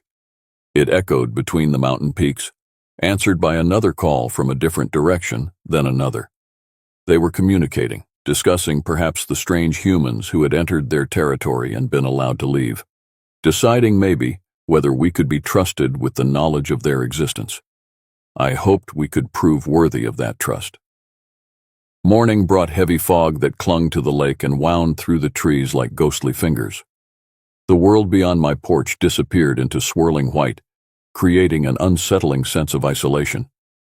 Even the reliable sounds of forest birds were muted, as if the wilderness itself were holding its breath. I was finishing my coffee when a sharp knock at my door announced Denali's arrival. His usual exuberance had been replaced by tense anxiety. "Maya's missing," he said without preamble. "What do you mean, missing?" "She went out before dawn to check the perimeter sensors. Said she'd be back in 20 minutes. That was 2 hours ago." Cold dread settled in my stomach. Did she say which direction she was heading? "Northeast, toward where we picked up activity yesterday. I've tried radioing, but there's no response." I grabbed my gear without hesitation. Radio, first aid kit, GPS unit, rifle. "Show me which way she went." Outside, the fog rendered visibility to mere yards. Denali led me to the edge of the clearing where a faint trail of footprints was barely visible in the damp earth, heading into the forest toward Echo Valley. "Why would she go back there alone?" I muttered, more to myself than Denali. "After yesterday's warning?" "She was excited about the documentation we gathered," he replied, his Australian accent thickening with worry. "Said something about getting clearer audio recordings of morning vocalizations when they might be most active." I keyed my radio. "Dr. Okalik, this is Ranger Rivers. Please respond." Static was the only reply. I tried twice more with the same result. "The mountains sometimes block transmission," I explained, though we both knew that didn't fully account for the silence. "Let's follow her trail as far as we can in this fog. If we haven't found her by the time visibility improves, I'll call for backup." The tracking was difficult in the misty conditions. Okalik had clearly tried to be careful, but occasional broken twigs and disturbed undergrowth confirmed her passage. She had indeed been heading back toward Echo Valley, though whether she intended to reach the caves or merely set up recording equipment at a safe distance wasn't clear. We'd been following her trail for nearly an hour when Denali spotted something caught on a thorny bush, a small scrap of fabric that matched Okalik's jacket. Beyond it, the signs of her passage became more erratic, with wider spaces between identifiable tracks and increasing disturbance to the surrounding vegetation. "She was moving faster here," I observed, examining broken branches that hung askew. "Running, possibly." Denali's face paled. "From what?" The question lingered unanswered as we pressed forward, now moving with greater caution. The fog was beginning to lift, allowing glimpses of the terrain ahead. We were on the lower slopes leading up to Echo Valley, but still a good mile from the ridge that overlooked the meadow. I was about to suggest calling in additional rangers when a sound stopped us cold, a high, thin cry that echoed briefly before being cut short, human unmistakably and filled with fear. "Maya!" Denali shouted, surging forward before I could stop him. "Wait," I called, but he was already crashing through the underbrush in the direction of the cry. Cursing under my breath, I raced after him, trying to balance speed with necessary caution. We burst into a small clearing to find Okalik's equipment scattered across the ground, her backpack torn open, contents strewn about, recording devices smashed. Of Okalik herself, there was no sign, but a clear trail of massive footprints and disturbed earth led away from the scene, heading deeper into the forest. "They've taken her," Denali whispered, face ashen, as he knelt beside her destroyed equipment. I assessed the scene carefully. It doesn't make sense. They let us leave peacefully yesterday. Why take aggressive action now? Maybe she got too close. Maybe they saw her equipment as threatening. He picked up a shattered audio recorder. "We have to find her." "We need backup," I insisted, reaching for my radio. "This is beyond what the two of us can handle safely. By the time help arrives, it could be too late." Denali's voice cracked with emotion.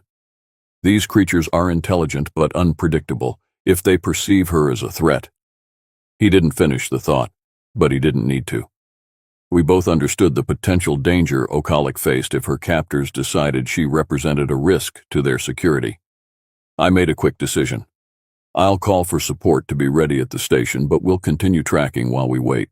Stay close to me, follow my lead, and if I say we pull back, we pull back. No arguments." Denali nodded grimly, and I made the call to dispatch, keeping my explanation deliberately vague. A researcher had gone missing, possible wildlife involvement, requesting standby support. I didn't mention Sasquatch or kidnapping. That would either delay help with psychiatric evaluations or bring a circus of attention we couldn't afford. The trail left by Okalik's captors was clear, despite their apparent attempt to minimize signs of passage. Broken branches, disturbed earth, and occasional clear footprints marked their route. But strangely, they weren't heading toward Echo Valley. Instead, they were moving westward, parallel to the lake, but deeper in the forest than the usual trails. "They're not taking her to the caves," I noted as we followed cautiously. "They're heading somewhere else." "Is there anything in that direction? Another shelter, another valley?" I consulted my mental map of the area. There's a series of ridges, some old-growth forest that survived the wildfires 30 years ago. No marked trails or known features of interest. "Unknown to humans, maybe," Denali muttered.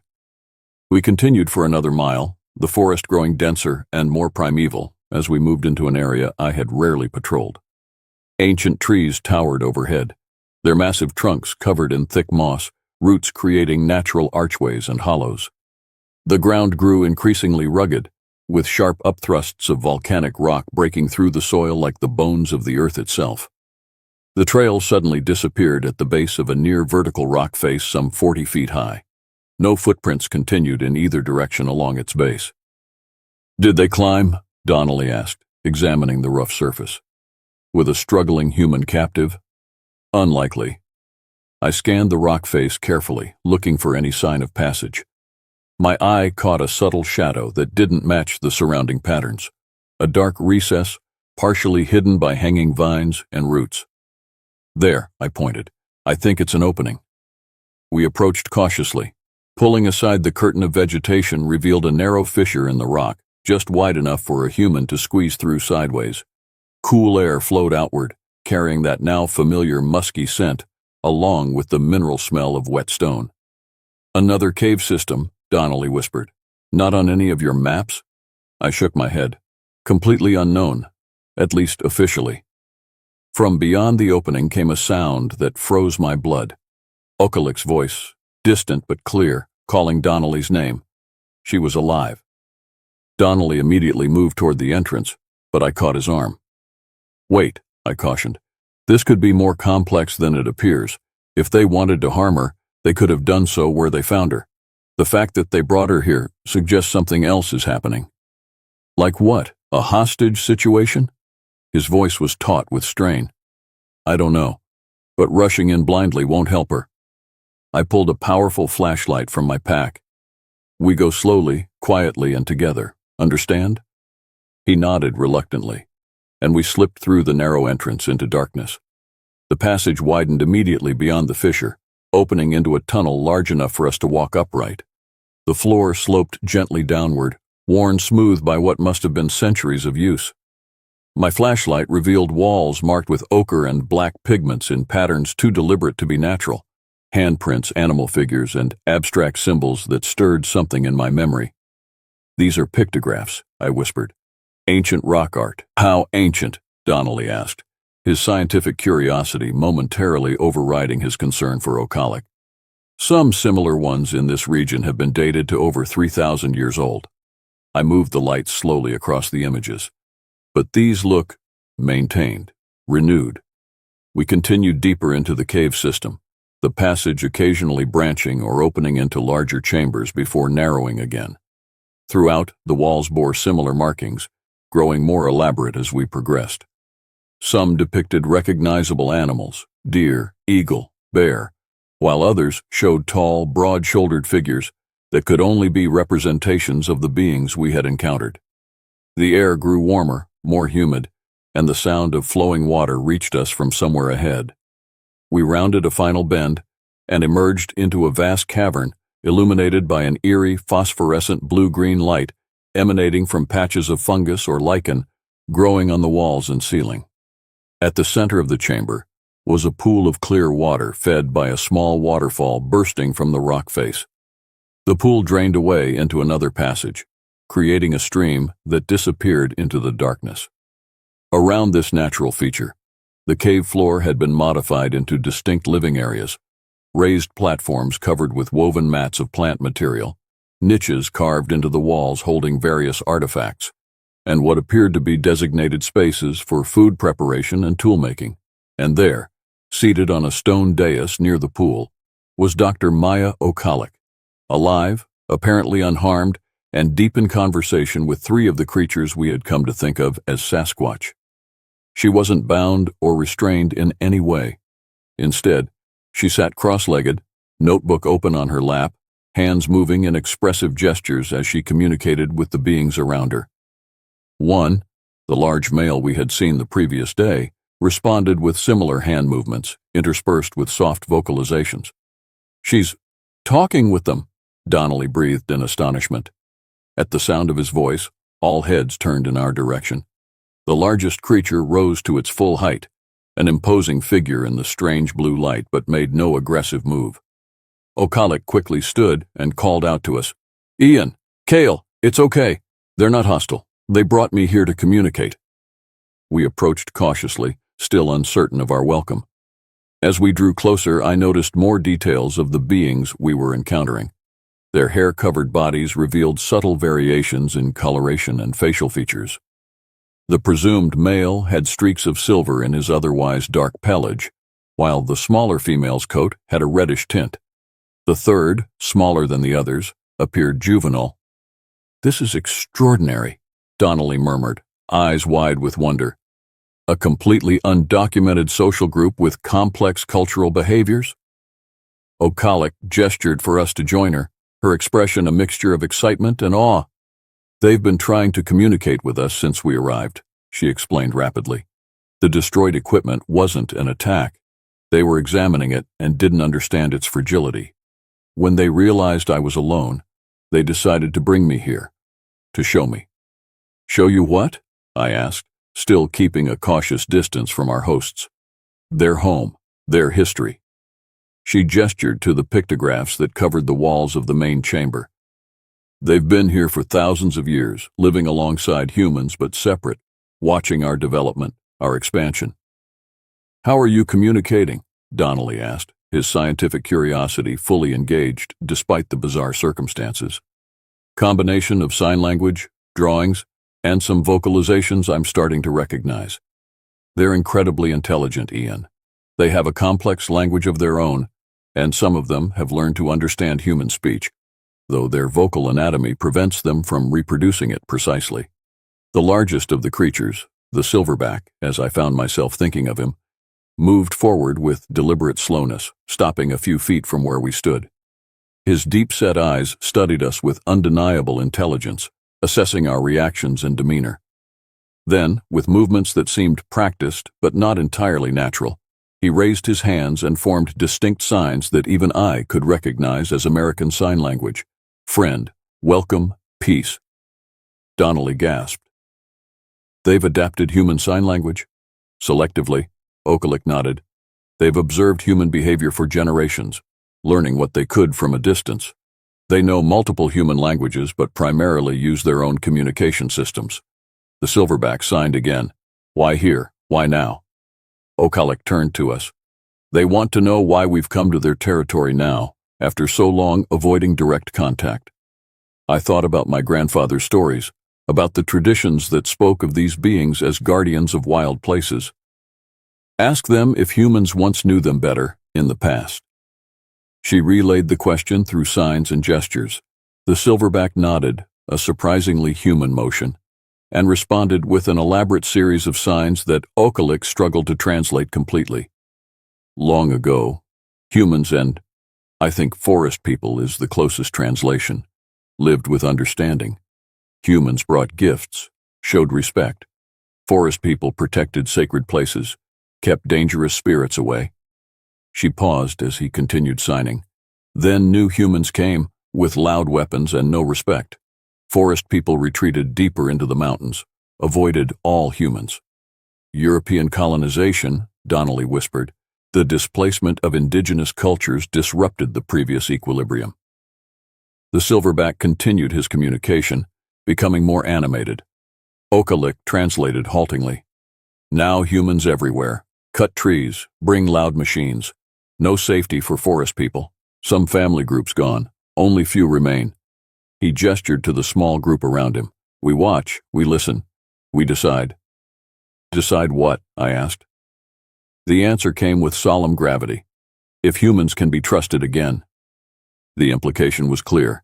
They had revealed themselves to us deliberately, a test to see how we would respond to their existence, whether we would respect their privacy and territory or exploit our discovery for personal gain. Ask them why they chose us, Denali suggested. Why now? Why here? After relaying the question, Okalik translated the response.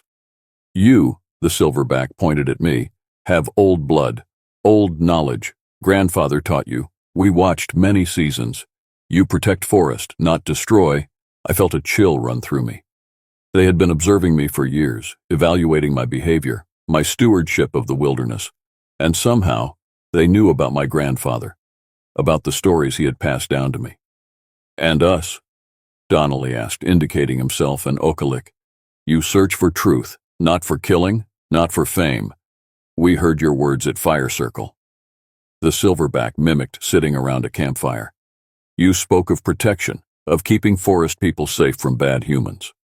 They had been close enough to our cabins to overhear our conversations, close enough to understand our intentions and judge them worthy of this unprecedented contact. For the next several hours, we engaged in the most extraordinary exchange of information. Through Okalik's increasingly fluid translation, we learned fragments of their history, their perception of human development, and their current challenges. In return, we explained our research, our desire to document their existence while ensuring their protection. The juvenile seemed particularly fascinated by our equipment, especially my camera. With the silverback's permission, I demonstrated how it worked, showing them the digital images I captured. The concept of creating permanent images clearly wasn't new to them. The pictographs throughout the cave system proved that. But the immediacy of digital photography elicited sounds of what I interpreted as appreciation or wonder. As our unprecedented meeting continued, I found myself reassessing everything I thought I knew about the natural world and humanity's place within it. These beings weren't simply undiscovered primates, but intelligent, culture-bearing people with their own history, language, and understanding of the world. A parallel development of consciousness that had remained hidden alongside our own. Eventually, the quality of light from the cave entrance began to change, indicating the approaching sunset. The silverback noticed this and communicated something to Okalik that made her expression grow serious. They say we must leave before dark, she translated. Other forest people are coming, from different family groups. Some don't agree with talking to humans, could be dangerous. Different groups have different attitudes toward humans? Denali asked. Yes, this group, they call themselves something like river watchers, are more open to limited contact. Others have suffered more from human expansion, hunting, habitat destruction. They're hostile to any human presence. The urgency of departure became clear as distant vocalizations echoed through the cave system, calls similar to those we'd heard before but with harsher, more aggressive tones. "We need to go," I said, gathering our equipment. "Now." The silverback nodded in agreement and gestured for us to follow him. Rather than returning the way we had come, he led us through a different passage that gradually sloped upward. After several minutes of climbing, we emerged from a well-concealed exit onto a forested slope with a view of the lake in the distance. The sun was setting, casting long shadows across the landscape. Our guide pointed toward the distant lights of the ranger station, then made a sweeping gesture that encompassed the surrounding wilderness before pointing to his chest and those of his family members. The message needed no translation. "This is our home. Respect it." With a final acknowledging nod to each of us, the silverback and his family melted into the gathering darkness with astonishing silence for beings of such size. We made our way back to the station in contemplative silence, each processing the profound implications of our encounter. It was fully dark by the time we reached the cabins, guided by the beam of my flashlight and the occasional glimpse of stars through the forest canopy. As we approached the clearing, I noticed unusual lights, the unmistakable red and blue flashing of emergency vehicles. "Looks like dispatch sent that backup after all," I murmured. "This is going to be complicated." 2 Forest Service trucks and a Sheriff's Department SUV were parked in front of my cabin. As we emerged from the trees, several figures moved toward us, flashlights sweeping in our direction. "Ranger Rivers," called a familiar voice. "Jack Peterson, my direct supervisor from regional headquarters. Where the hell have you been? We've been trying to reach you for hours." "Sorry, sir," I replied, thinking quickly. "We were in a search area with poor radio reception. Dr. Okalik wandered off trail this morning, and we've been tracking her. Found her about 2 miles northeast, slightly disoriented, but unharmed." Okalik picked up my cue smoothly. "Yes, entirely my fault. I was recording bird vocalizations and lost track of time and direction. So embarrassing to have caused such concern." Peterson seemed skeptical, but didn't press immediately. "Well, you've got everyone worried sick. Sheriff's Department was about to organize a full search party." "Completely unnecessary now," Denali chimed in with forced cheerfulness. "All's well that ends well, eh?" As the emergency responders packed up, reassured that the situation was resolved, Peterson pulled me aside. "Rivers, what's really going on up here? Dispatch said something about destroyed equipment and possible wildlife involvement. Then we arrive and find sophisticated monitoring gear set up around your cabins." He gestured toward the sensors the researchers had installed. "This doesn't look like standard ornithological research to me." I chose my words carefully. "The researchers are conducting some specialized environmental monitoring. As for the damaged equipment, Dr. Okalik believes it was likely a curious bear. Nothing that warrants ongoing concern." He studied me for a long moment. "You know, there have been strange reports from this area for years. Hikers hearing unusual sounds, glimpsing large figures in the forest. Most of us write it off as imagination or misidentified wildlife. But you've always struck me as a no-nonsense type, Rivers. I appreciate that, sir. So I'll ask you directly. Is there something in these woods that headquarters should know about? Something that might represent a threat to visitors or staff?" I met his gaze steadily. "No threat, sir, as long as visitors respect wilderness regulations and stay on marked trails. The backcountry here is remote and challenging. People need to be properly prepared and follow established guidelines." It wasn't a direct answer to his question, but it wasn't a lie either. The beings we had encountered posed no danger to humans who respected their territory. Peterson seemed to accept this, though his expression suggested he knew I was withholding something. "All right, Rivers, I trust your judgment, but I want daily check-ins from now on, and immediate notification of any unusual incidents." "Yes, sir. Understood." After the official vehicles departed, the 3 of us gathered in my cabin, the weight of our shared secret creating a new bond between us.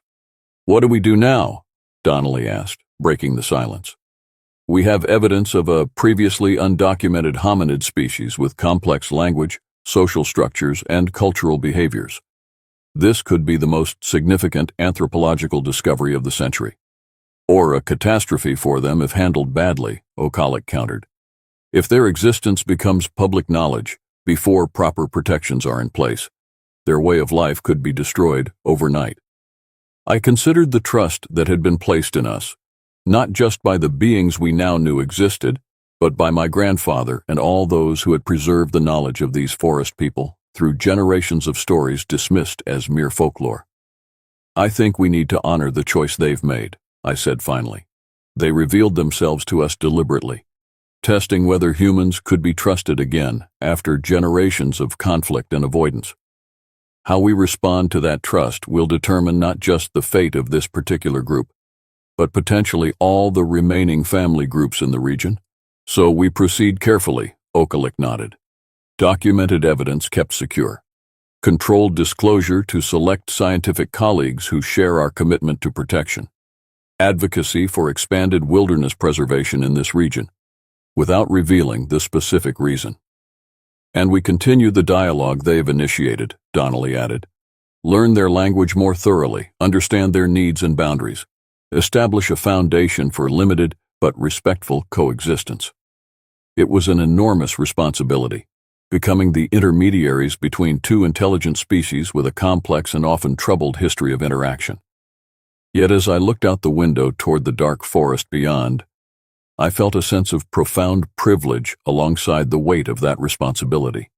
For thousands of years, these beings had watched humanity's rise from the shadows of the wilderness, adapting and surviving as our civilization expanded into their territories.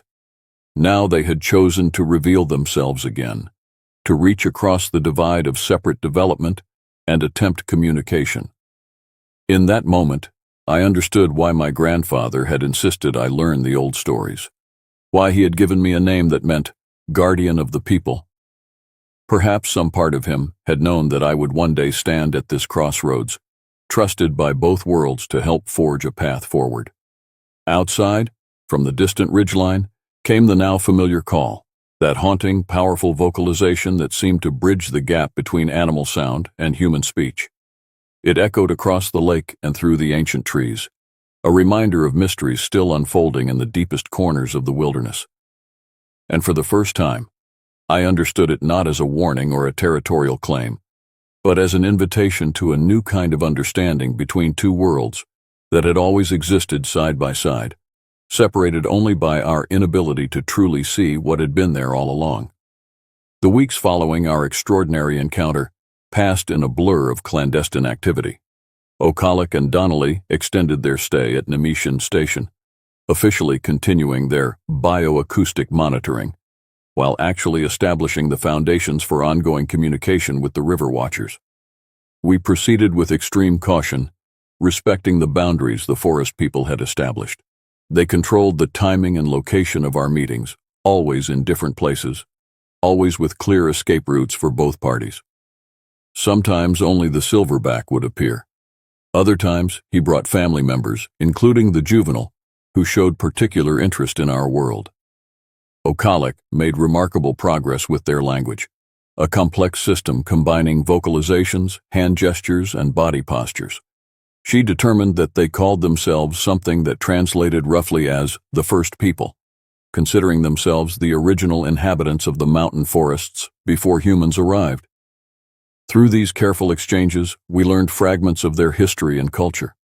They possessed an oral tradition extending back thousands of years, passed down through generations with meticulous attention to detail. They spoke of a time when their kind was more numerous, when they had interacted more openly with certain human tribes who approached them with respect and offerings.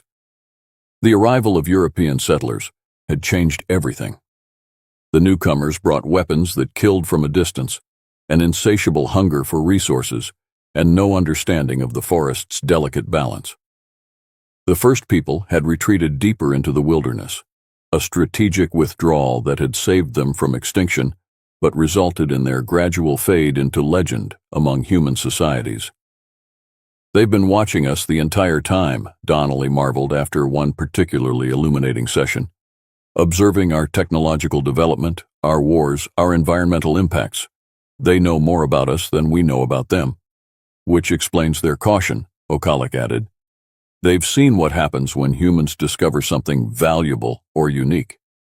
I found myself increasingly drawn to these encounters, not just for their scientific significance, but for the personal connection I felt to the forest people.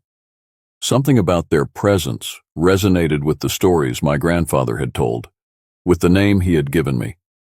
In their company, I felt a sense of belonging I'd never fully experienced in human society.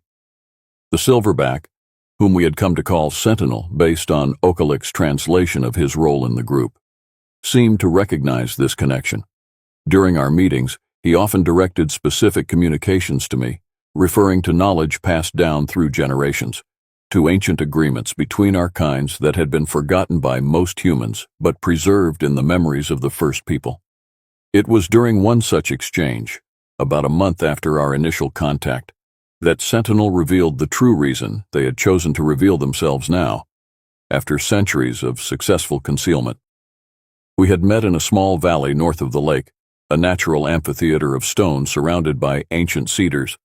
Okalik, translated as Sentinel, communicated through an increasingly sophisticated blend of sign language and vocalizations that she had begun to understand. The world is changing, the climate shifts, the patterns of rain and snow are not as they were. The animals move to new territories or disappear entirely. The trees sicken from heat and new diseases. This matched our scientific understanding of climate change impacts on wilderness areas, but hearing it from a being whose people had observed these forests for thousands of years gave it new weight. The safe places grow fewer, Sentinel continued through Okalik's translation. The family groups are separated by human roads, human towns. Once we could travel from the great northern ice to the warm southern valleys. Now, isolated pockets. No exchange between groups. Weakness comes from this. Genetic isolation, Denali murmured. They're facing population fragmentation and inbreeding depression. Sentinel nodded, understanding the concept, if not the specific terms.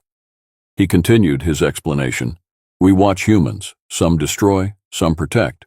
We see how humans can change their own behavior when they understand. We decide, careful revelation to trusted humans might help first people survive the great changes coming. They're initiating contact as a survival strategy, Okalik translated with growing excitement. They recognize that without some level of human awareness and protection, their remaining habitats could be destroyed through climate change and continued development. But why us specifically? Denali asked. Why not approach conservation organizations or government wildlife agencies directly? Sentinel pointed at me. Old blood, old knowledge. Guardian name. Then he made a gesture I hadn't seen before, reaching out to touch my forehead lightly with his massive but surprisingly gentle hand. The contact lasted only a second, but it sent a shock of recognition through me, a visceral connection to something ancient and profound. Okalik watched with wide eyes. That's a significant gesture. From what I understand of their communication system, it indicates recognition of spiritual kinship, acknowledgement of shared ancestry or purpose. What does he mean by guardian name? Denali asked. Kalataka, I said quietly. My full name. It means guardian of the people in Hopi. My grandfather insisted on it, though we're only part Hopi by ancestry. Sentinel nodded emphatically and continued signing. Okalik translated. Your grandfather knew, not forgotten. Some humans remember the old agreements. A chill ran through me. Are you saying my grandfather knew about the first people? That he named me specifically because of them? The answer came with certainty. Yes. He was trusted one, spoke with first people when young, kept the secret, taught you the old stories, prepared you for this time. My mind reeled with this revelation. My grandfather had died when I was 17, taking with him the full context of the stories he had shared throughout my childhood. I had assumed his tales of forest beings were metaphorical or mythological, cultural traditions rather than literal descriptions of encounters. Yet here was Sentinel, claiming not only that my grandfather had known of their existence, but had actively prepared me to serve as a bridge between our worlds. It explained his insistence on the traditional name, his emphasis on certain stories, his encouragement of my interest in forestry and wilderness management. He never told me directly, I said, more to myself than to the others. Why wouldn't he tell me they were real?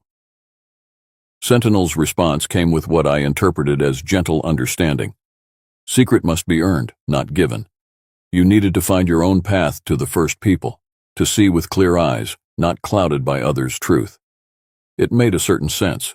If my grandfather had explicitly told me about the existence of these beings, I might have dismissed it as the fanciful beliefs of an old man, or worse, felt obligated to prove their existence in ways that could have endangered them.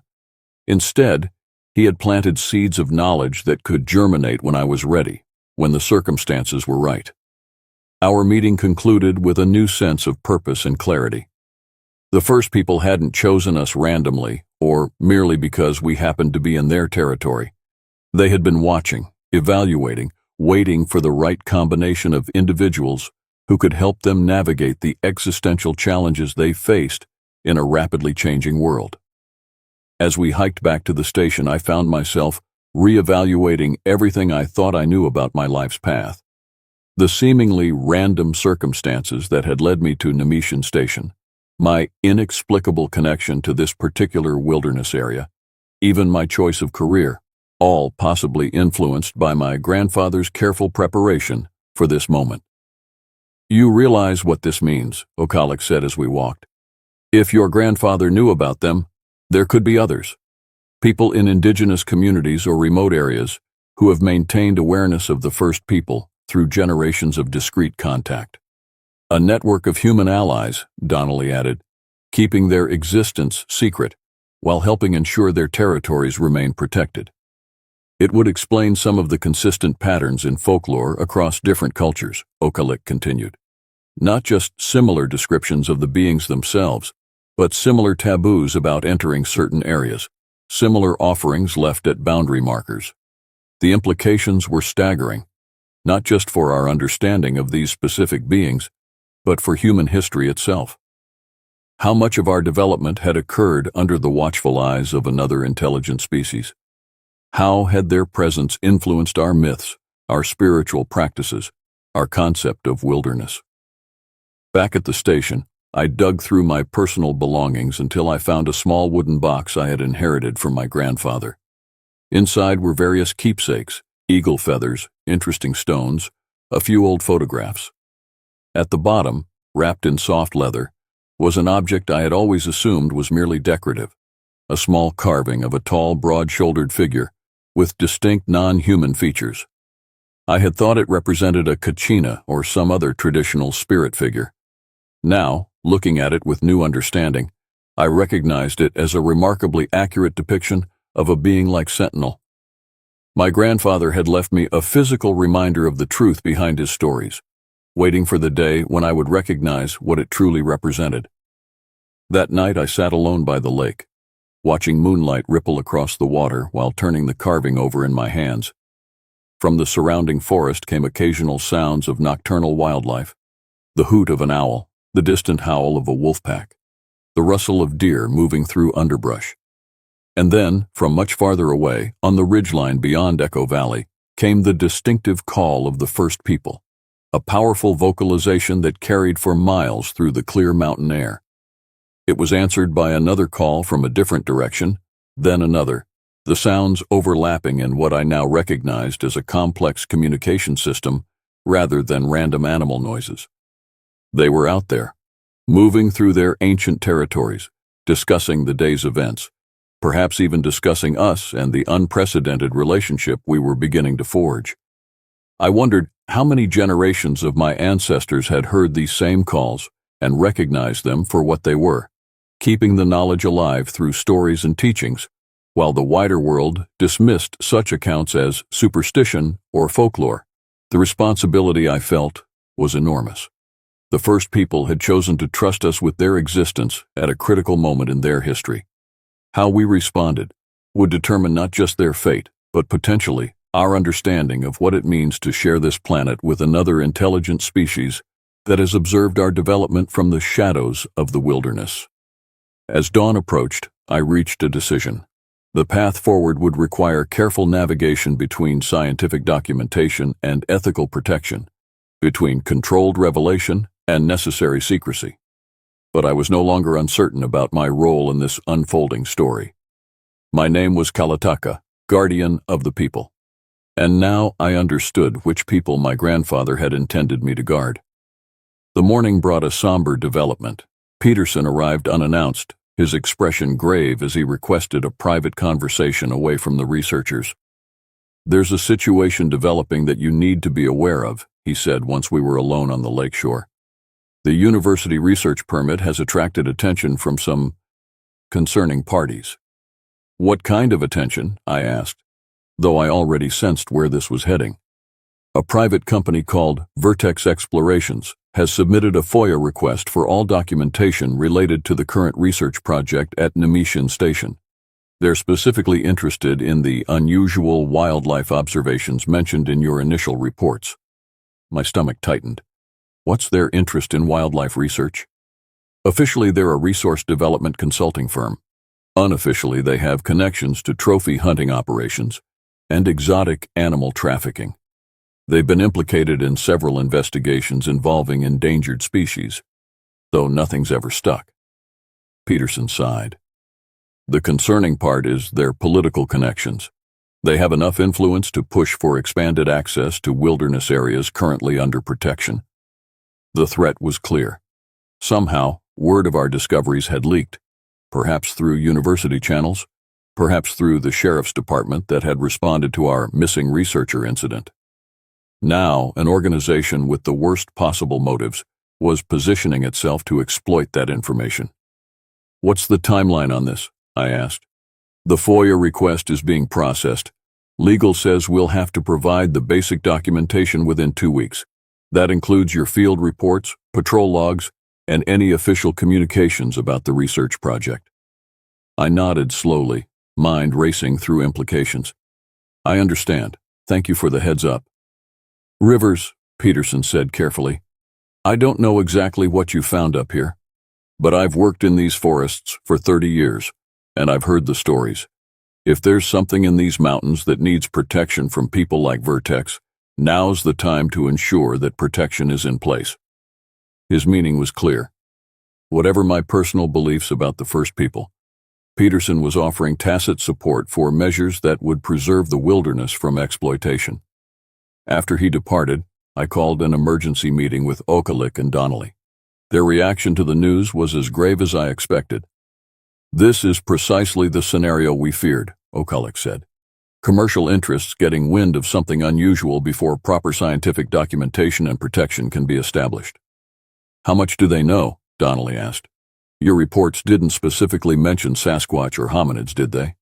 "No, just unusual wildlife activity and unidentified large mammals. But combined with the university research permit and the emergency response incident, it's enough to attract attention from people looking for the next exotic trophy. We need to accelerate our documentation and protection strategy," Okalik decided. "I have contacts at the Interior Department and in several conservation organizations. With the right approach, we could secure emergency habitat protection based on endangered species considerations, without immediately specifying which species. And I can work through academic channels to establish peer review protocols for our findings," Denali added. "Create a framework for controlled scientific assessment that prioritizes subject safety over publicity." Their professionalism was reassuring, but I knew we faced a race against time. Vertex and similar interests had resources and political connections that could override scientific concerns if sufficient economic incentives were involved. "There's something else we need to do," I said. "We need to warn the First People about this development. They trusted us with their existence. We owe them transparency about the potential threats now emerging." We arranged a meeting that very afternoon, using the communication method Sentinel had taught us, a distinctive bird call repeated in a specific pattern that carried through the forest without arousing suspicion from casual listeners. The response came quickly. Sentinel and 2 others I hadn't seen before, older members of the group, based on the silver coloring of their hair, met us in a small clearing about a mile from the station. Through Okalik's translation, I explained the situation. Unknown parties with potential harmful intent had become aware of unusual activity in the area and were seeking information and access. Sentinel's reaction displayed a sophisticated understanding of human politics and motivations. He asked detailed questions about Vertex's capabilities, their connections to government authorities, and the timeline for potential intrusion into First People territory. The older members of the group communicated among themselves in their own language, a rapid exchange of vocalizations and gestures that Okalik couldn't fully translate. Their manner suggested concern but not panic, a measured assessment of threat from beings who had survived centuries of human expansion through careful adaptation and strategic withdrawal. Finally, Sentinel shared their decision. The First People would temporarily relocate deeper into the wilderness, away from areas with established human trails or monitoring equipment. They would remove or conceal signs of their presence near Echo Valley and the cave system we had visited. Most importantly, they would alert other family groups in the region about the potential threat, activating what appeared to be a long-established warning network that spanned territories far beyond Nemean. "They've done this before," Okalik observed as she translated their plans. "This is a practiced response to human intrusion, strategic withdrawal and information sharing across multiple groups. Ask them how we can help," I said. "What can we do to minimize the danger?" Sentinel's answer was pragmatic. "Continue our scientific documentation but secure it thoroughly, control access to the station and surrounding areas as much as our authority permitted, and most importantly, maintain regular communication with the First People through the channels they had established."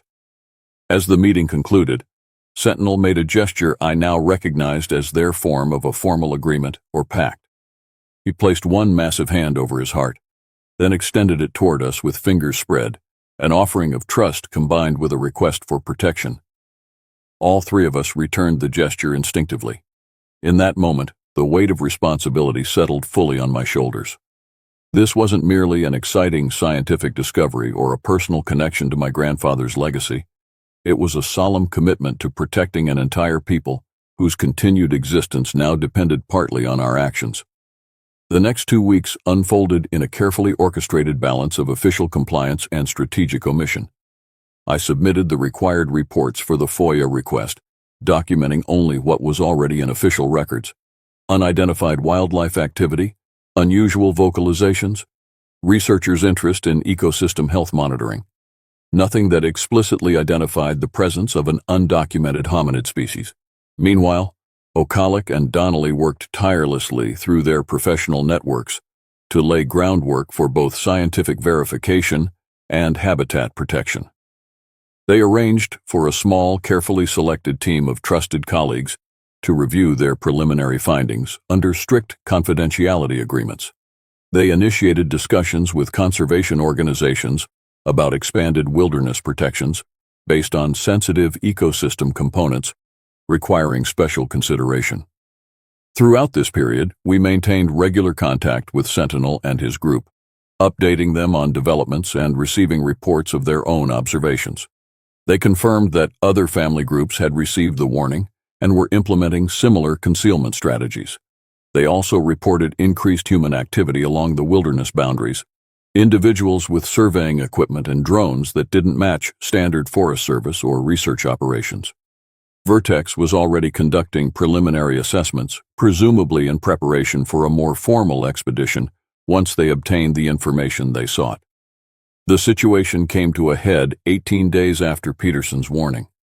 I returned from a boundary patrol to find an unfamiliar vehicle parked at the station, a black SUV with tinted windows and corporate plates.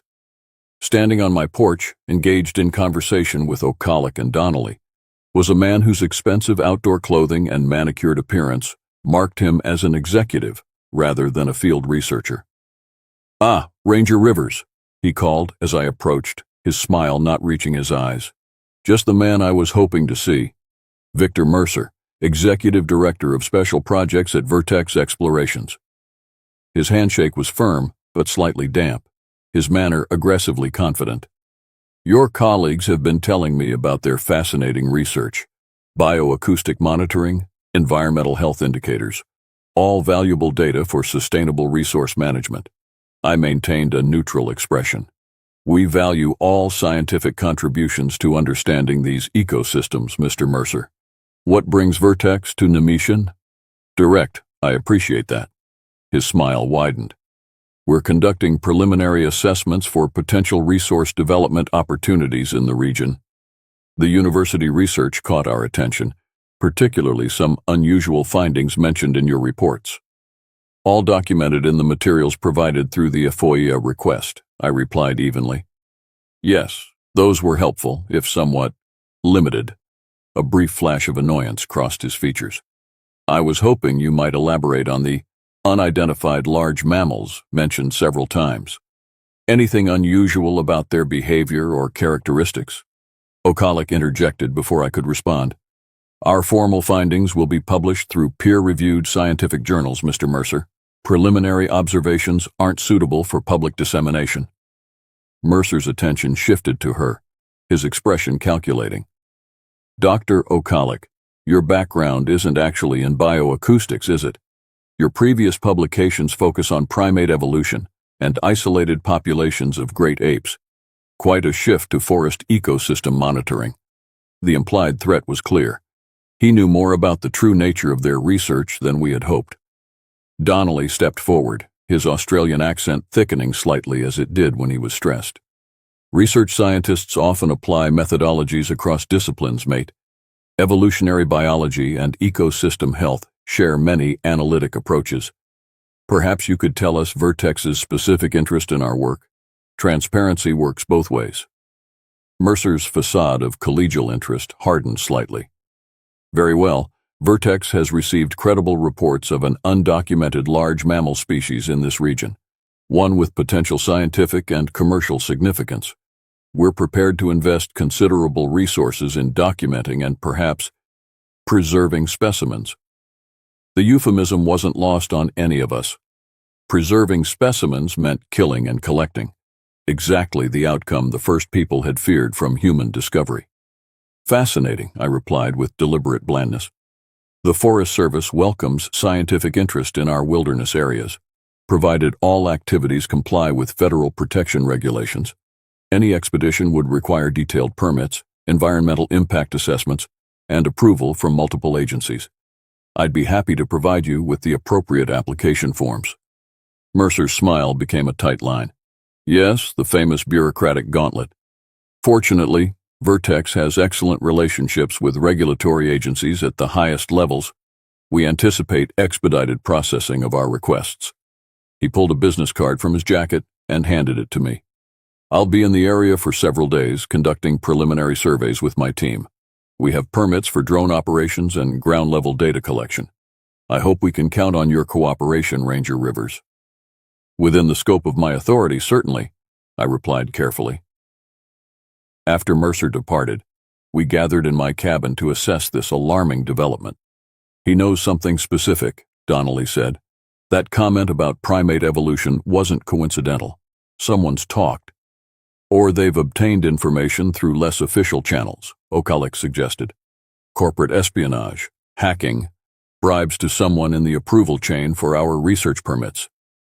Regardless of how they know, the threat is immediate, I said. We need to warn Sentinel immediately, and we need to accelerate our protection strategy. Okalik nodded grimly. I've been working on something that might help. A colleague at Interior has proposed an emergency designation of this region as a critical habitat study area. It would temporarily restrict all commercial activities and non-essential access, while a comprehensive biological assessment is conducted. How quickly could that happen? I asked. With the right pressure, days rather than weeks. I have calls scheduled with 3 senior officials tomorrow morning. And I've prepared a preliminary scientific brief, Denali added. Carefully worded to establish the potential significance of our findings without explicitly identifying the species involved, enough to justify aggressive protection measures among the scientific community. I considered our options. We need to buy time. Mercer mentioned drone operations. Those could cover vast areas of wilderness quickly, potentially locating signs of the first people before they can fully implement their concealment strategies. "Can you restrict the drone permits?" Donnelly asked. "Find some regulatory reason to delay them?" I shook my head. Not without solid justification that would withstand legal challenge, but a thought occurred to me. The weather forecast calls for thunderstorms in the mountains over the next 3 days. Safety regulations prohibit drone operations during electrical storm conditions or high winds. And if the weather stations happen to report higher wind speeds or storm probability than actually occurred? O'Callaghan suggested, understanding my implication. Technical glitches happen in remote monitoring equipment, I agreed, especially during storm systems. It wasn't a long-term solution, but it might provide the critical days needed for O'Callagh's emergency designation to take effect. Sometimes, protecting the greater good required bending rules that would allow destruction if followed blindly. That evening, we traveled to the meeting point Sentinel had established for urgent communications. The silverback arrived quickly, accompanied by a different group member, one with distinctive scarring across his chest that suggested a past encounter with human weapons. Through O'Callagh's translation, we explained the immediate threat. Vertex had specific knowledge about a potential undiscovered species and were deploying drones and ground teams for extensive surveys. They had political connections that might override normal protective measures, and their interest was clearly in specimens rather than protection. Sentinel received this information with grim acknowledgement rather than surprise. The scarred individual, whom O'Callaghan identified by a name that translated roughly as battle scar, displayed more agitation, making emphatic gestures and vocalizations that suggested a preference for aggressive response rather than continued retreat. An intense discussion ensued between the two forest people, with Battlescar arguing forcefully for what O'Callaghan hesitantly translated as reminding humans why they fear the deep woods, while Sentinel advocated for continued strategic avoidance and alliance with supportive humans like ourselves. Eventually, Sentinel's position prevailed, though Battlescar's final gesture, a slashing motion across his throat, required no translation. If human intrusion reached a critical threshold, more direct measures would be considered. Their decision was multi-layered: immediate relocation of vulnerable group members, young, elderly, injured, to the most remote territories, deployment of scouts to track human movements, continuation of the ghost protocol, a systematic elimination of visible evidence of their presence, and maintained communication with our team for coordination purposes. As the meeting concluded, Battlescar approached me directly.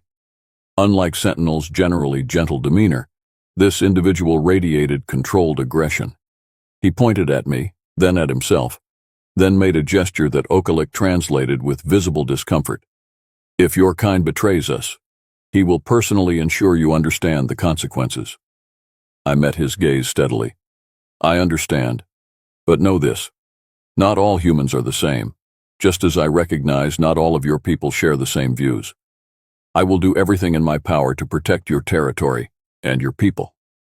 Battlescar held my gaze for several long moments before giving a curt nod and melting into the forest with surprising speed for such a large being.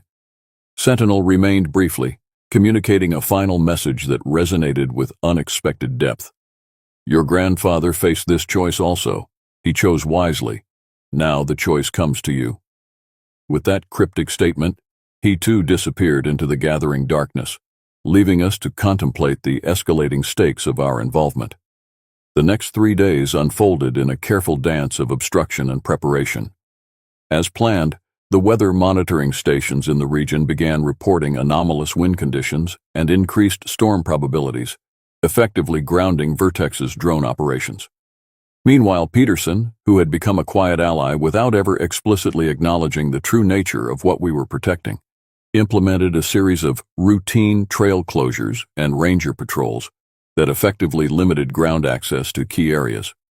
O'Callaghan and Denali worked tirelessly through their professional networks, building support for the emergency habitat designation while preparing scientific documentation that would withstand scrutiny without revealing more than necessary about the first people.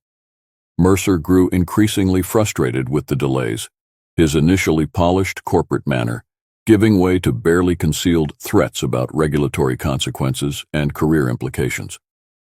I maintained a rigidly professional approach, citing Forest Service protocols and safety regulations with meticulous attention to detail that gave him no actionable grounds for complaint.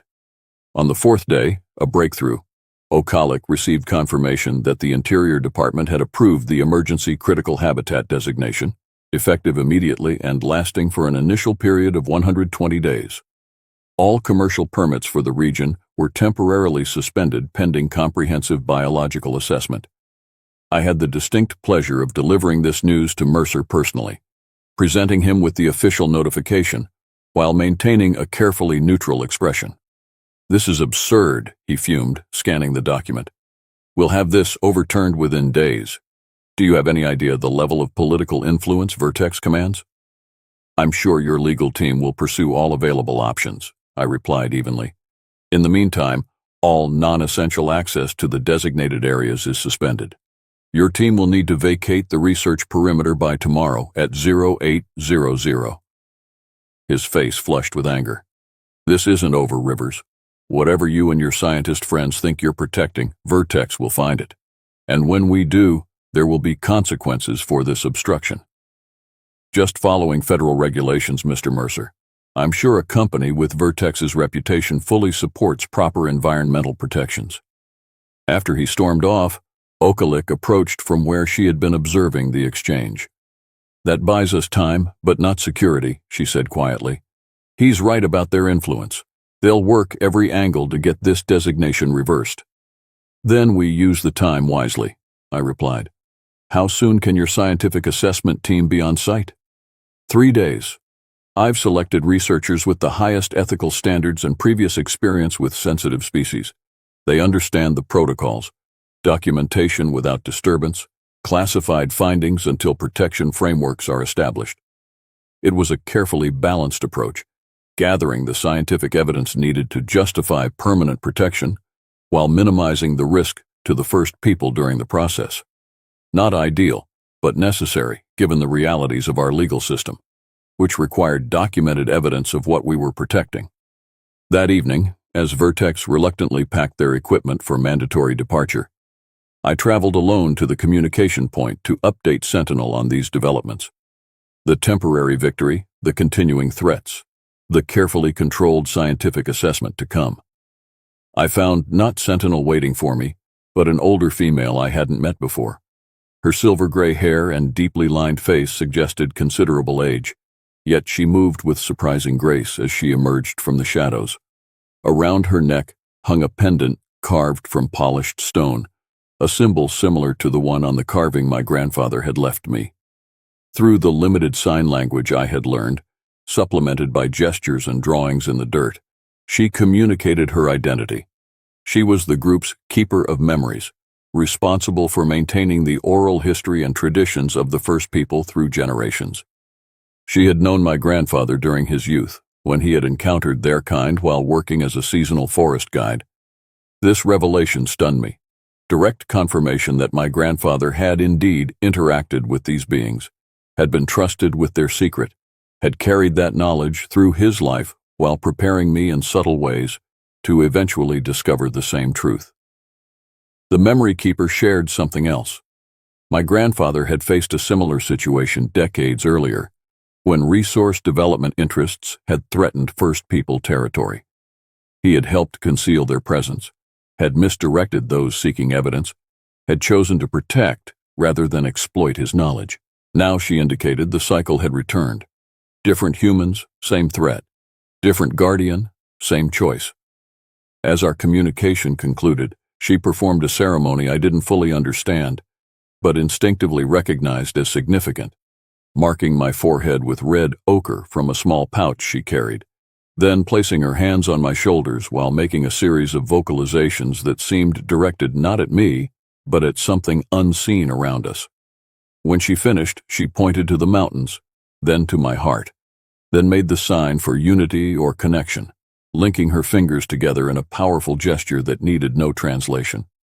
I was being formally acknowledged as a guardian of the First People, a role my grandfather had apparently held before me.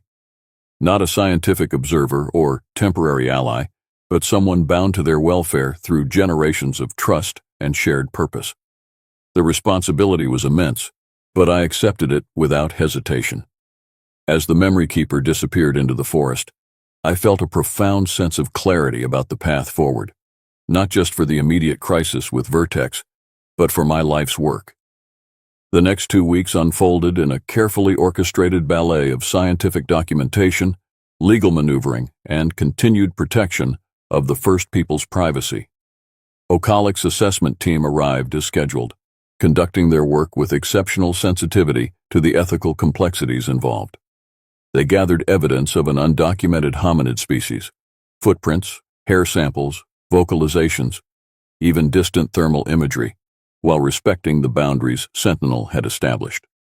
Vertex, as expected, mounted an aggressive legal and political campaign to overturn the emergency designation. They submitted formal complaints, leveraged political connections, even attempted to discredit Okalik and Denali's scientific credentials through background investigations and selective media leaks. But we had prepared well. The preliminary scientific evidence was compelling enough to withstand scrutiny. Conservation organizations rallied behind the habitat protection, recognizing its importance even without full disclosure of the specific species involved. Indigenous rights groups, subtly informed about the cultural significance of the area without explicit mention of the First People, added their considerable moral authority to the protection efforts. Most surprisingly, Peterson and several other veteran Forest Service personnel stepped forward with their own accounts of unexplained encounters over decades of wilderness management. Not direct confirmation of the First People, but enough corroborating evidence of something unusual to justify continued protection measures. By the end of the 3rd month, it became clear that the emergency designation would be extended and likely converted to permanent protected status. Vertex gradually reduced their active opposition, though Mercer made it clear in a final confrontational visit that they were merely redirecting their efforts rather than abandoning them. "There are other areas, other reports," he said as he prepared to depart. "Whatever you're hiding here, it can't be unique to just this location. We'll find evidence elsewhere, without your interference." His words were unsettling precisely because they contained truth. The First People weren't limited to Nemetian's territory. Their family groups extended throughout the mountain ranges of the Pacific Northwest, each facing similar pressures from human expansion and resource development. As Okalik and Denali's official research period concluded, we faced the question of what came next. They had accumulated enough evidence to justify continued protection without revealing the full nature of what we had discovered. Their carefully worded research papers described compelling evidence of an undocumented large mammal species of significant scientific interest, while emphasizing the ethical imperative of habitat protection over specimen collection. "I've been offered a position with the Conservation Biology Institute," Okalik told me as we walked along the lakeshore on what would be one of her final days at the station. "Leading a new program focused specifically on ethically studying potentially sensitive undocumented species." "Created with this situation in mind?" I asked. She nodded. "The Institute director knows enough to understand the significance without demanding full disclosure. It would give me resources to continue this work, not just here, but potentially in other areas where similar beings might exist." "And you, Denali?" The Australian grinned. "I'm joining her team, of course. Someone needs to keep her from getting too caught up in the science to remember the people behind it. Their departure would change the nature of our work with the First People, but not end it.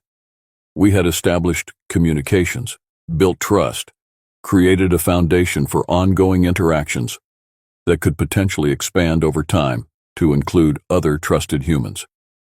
On their final evening at Nemetian, we held a small ceremony at the lakeshore. Sentinel and several members of his group emerged from the forest at dusk, their massive forms silhouetted against the setting sun. They brought gifts, intricately woven baskets containing forest medicines, stone tools of exquisite craftsmanship, and most precious of all, detailed maps drawn on bark showing territories, seasonal movement patterns, and potential danger areas where different groups might react with hostility to human contact. These were not merely symbolic offerings, but practical tools for continuing our work of protection and understanding. Through Okalik's now fluent translation, Sentinel explained that their Council of Elders had decided to formalize the relationship we had begun, not just with our specific individuals, but with the concept of respectful human connection after generations of deliberate separation. The world changes, he signed. The old ways of complete hiding no longer protect us. Some humans must know, must help, must speak for the first people when decisions are made about the lands we share. It was a profound philosophical shift, a strategic adaptation to changing environmental and political realities. Just as humans needed to adjust our understanding of what and who existed in the wilderness, the first people had recognized the necessity of limited but meaningful engagement with human society after centuries of avoidance. As the ceremony concluded, Sentinel approached me directly, placing one massive hand on my shoulder in a gesture of trust and connection. "Your grandfather would be proud," he signed. The circle continues. The guardian watches. The forest remembers. In that moment, standing between worlds, I understood more clearly than ever the responsibility I had inherited, not just to protect a physical territory or even a recently discovered species, but to preserve the possibility of connection between two intelligent peoples who had shared this continent for thousands of years without truly knowing one another. The sun sank below the mountains, casting long shadows across Lake Namishin. From the distant ridgelines came the haunting calls of the first people, echoing between peaks as they had for countless generations before humans named these landscapes or claimed them as their own. I listened with new understanding, recognizing patterns and meanings in what had once seemed merely mysterious.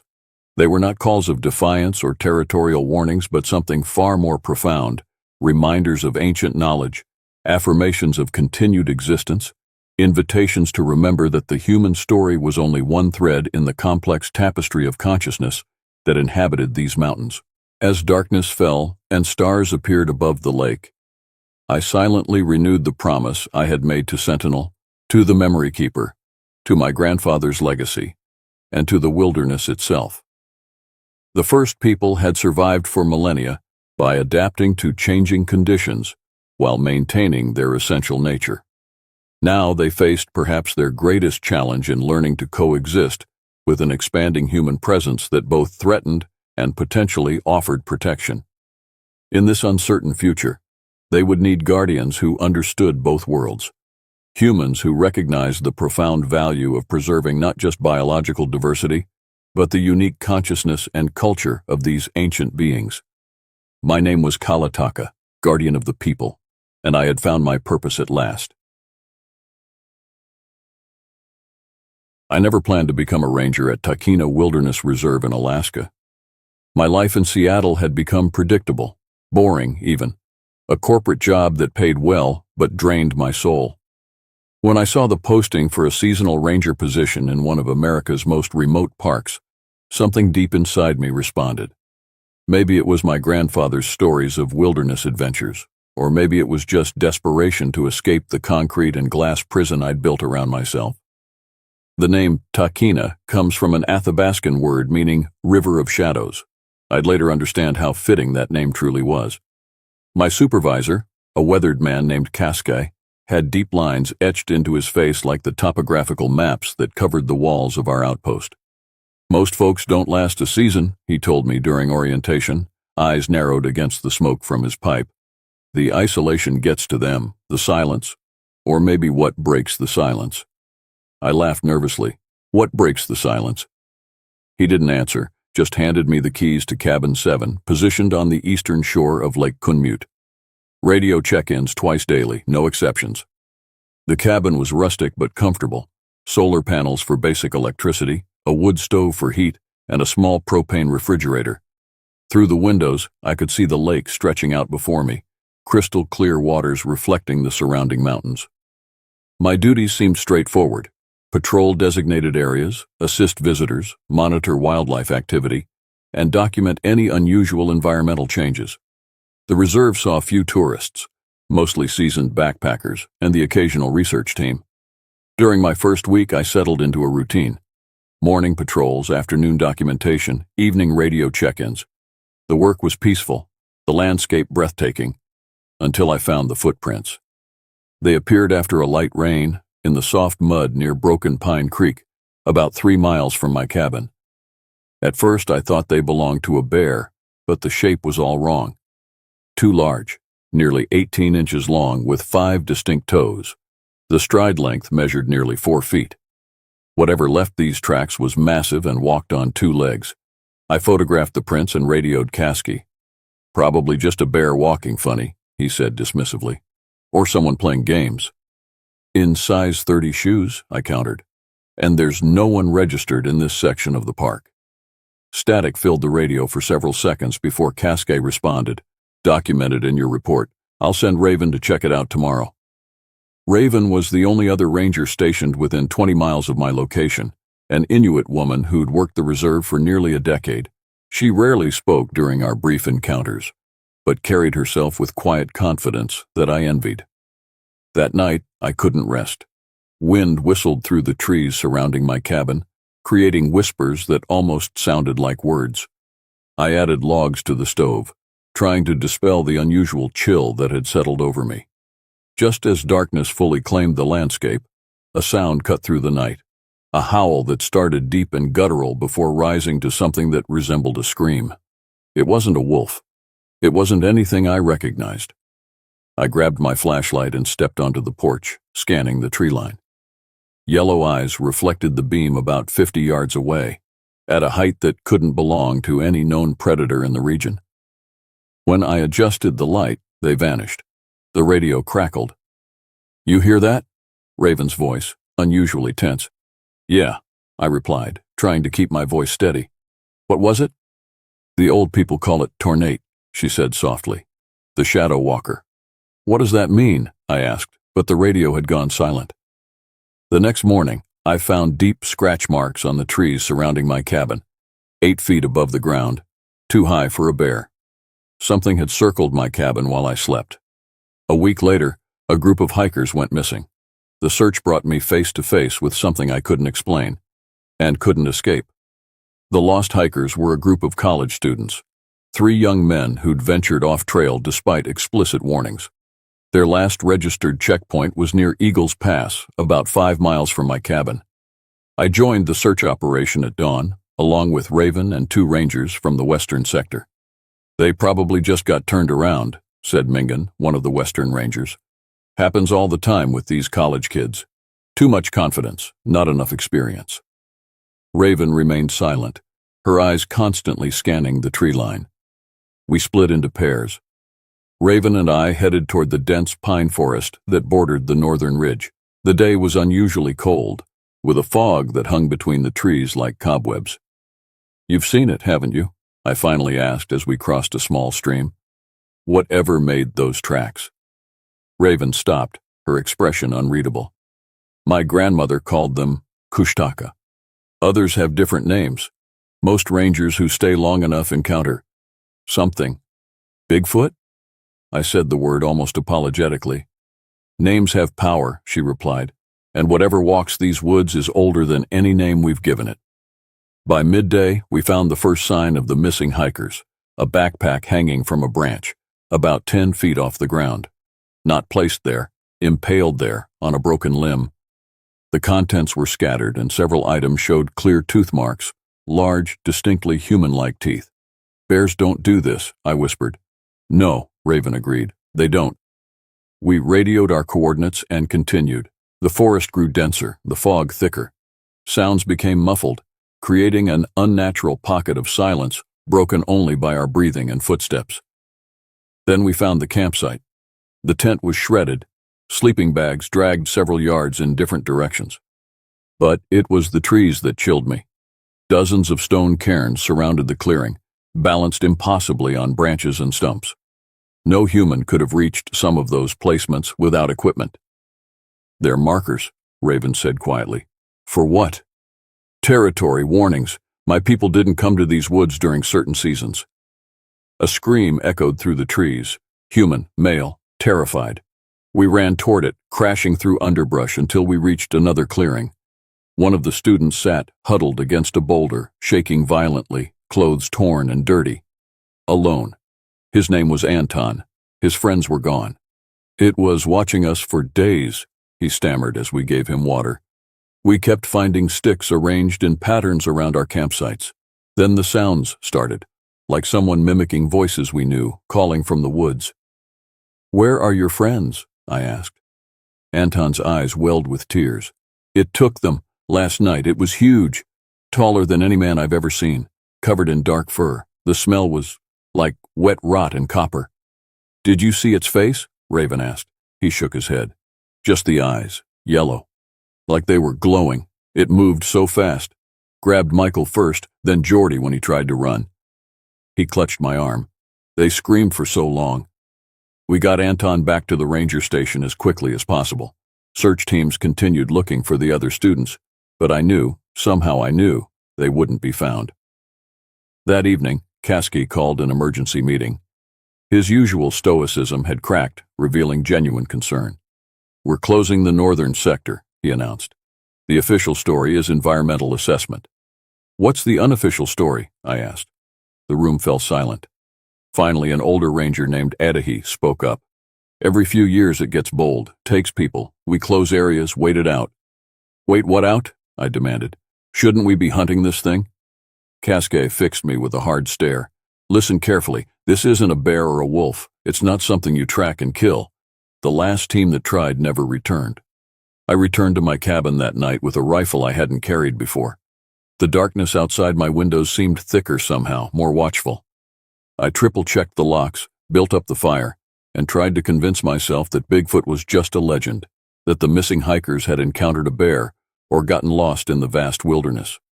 But I knew better now. And whatever stalked the forests knew I knew. At 3:17 a.m., something heavy walked across my porch. The floorboards creaked under tremendous weight. My breath caught in my throat as I reached for the rifle leaning against my bedside table. Outside, the footsteps paused. Something large sniffed at the doorframe, a deep, wet sound that raised the hair on my neck. I aimed the rifle at the door, hands trembling. The lock was sturdy, but it wouldn't hold against a determined predator, especially one strong enough to tear a tent to shreds. The radio on my desk suddenly crackled with static, making me flinch.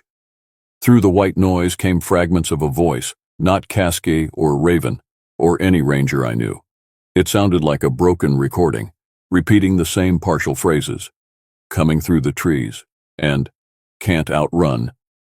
The voice on the radio wasn't coming from the station. Someone, or something, was broadcasting on our frequency. The creature outside began to circle the cabin. Its footsteps were methodical, almost deliberate. I followed the sound, moving from window to window. But the darkness outside revealed nothing except the occasional shadow passing between trees. Then came the knocking. 3 distinct taps on the west wall. Pause. 3 more taps. Not random pounding, but purposeful communication. "What do you want?" I whispered, not expecting an answer. The knocking stopped. Silence stretched for several long minutes. I began to wonder if it had left when something clattered onto the porch. Moving cautiously to the window, I peered out. A hiking boot lay on the wooden planks. I recognized it immediately, the same brand Anton had been wearing. But this wasn't Anton's boot. The size was different, and this one contained something dark and misshapen. I keyed the radio. "Raven, Kasky, anyone copy?" No response except more fragmented voices, whispering now. "Watches from the trees, and knows your scent." Dawn was still hours away. I built up the fire higher, creating a barrier of light and warmth. Outside, something large moved through the underbrush, circling wider now but still present. Watching, waiting. The stories I'd dismissed as folklore now seemed like warnings. The indigenous peoples of these regions had tales of creatures that walked the boundary between worlds. Not quite animal, not quite human, but ancient and intelligent, territorial, vengeful. When first light finally came, I stepped cautiously onto the porch, rifle ready.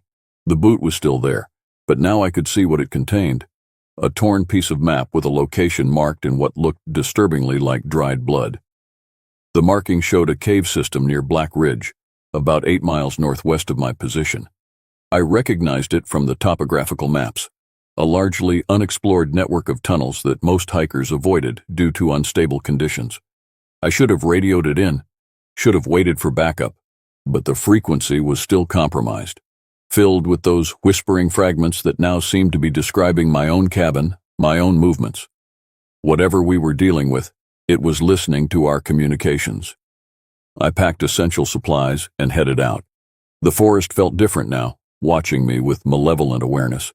Twigs snapped behind me when there was no wind. Patterns appeared in moss and stone that hadn't been there before. Arrows pointing northwest, toward the caves. It was leading me somewhere, setting a trap perhaps. But if there was any chance the missing hikers were alive, 6 miles into my journey, I found the first body. It hung suspended between 2 tall pines, intertwined in the branches as if placed there deliberately. The remains were partially mummified, much older than the recent disappearances. The victim wore the tattered remnants of a Park Service uniform, at least a decade out of date. I photographed the scene with shaking hands, then continued toward the caves.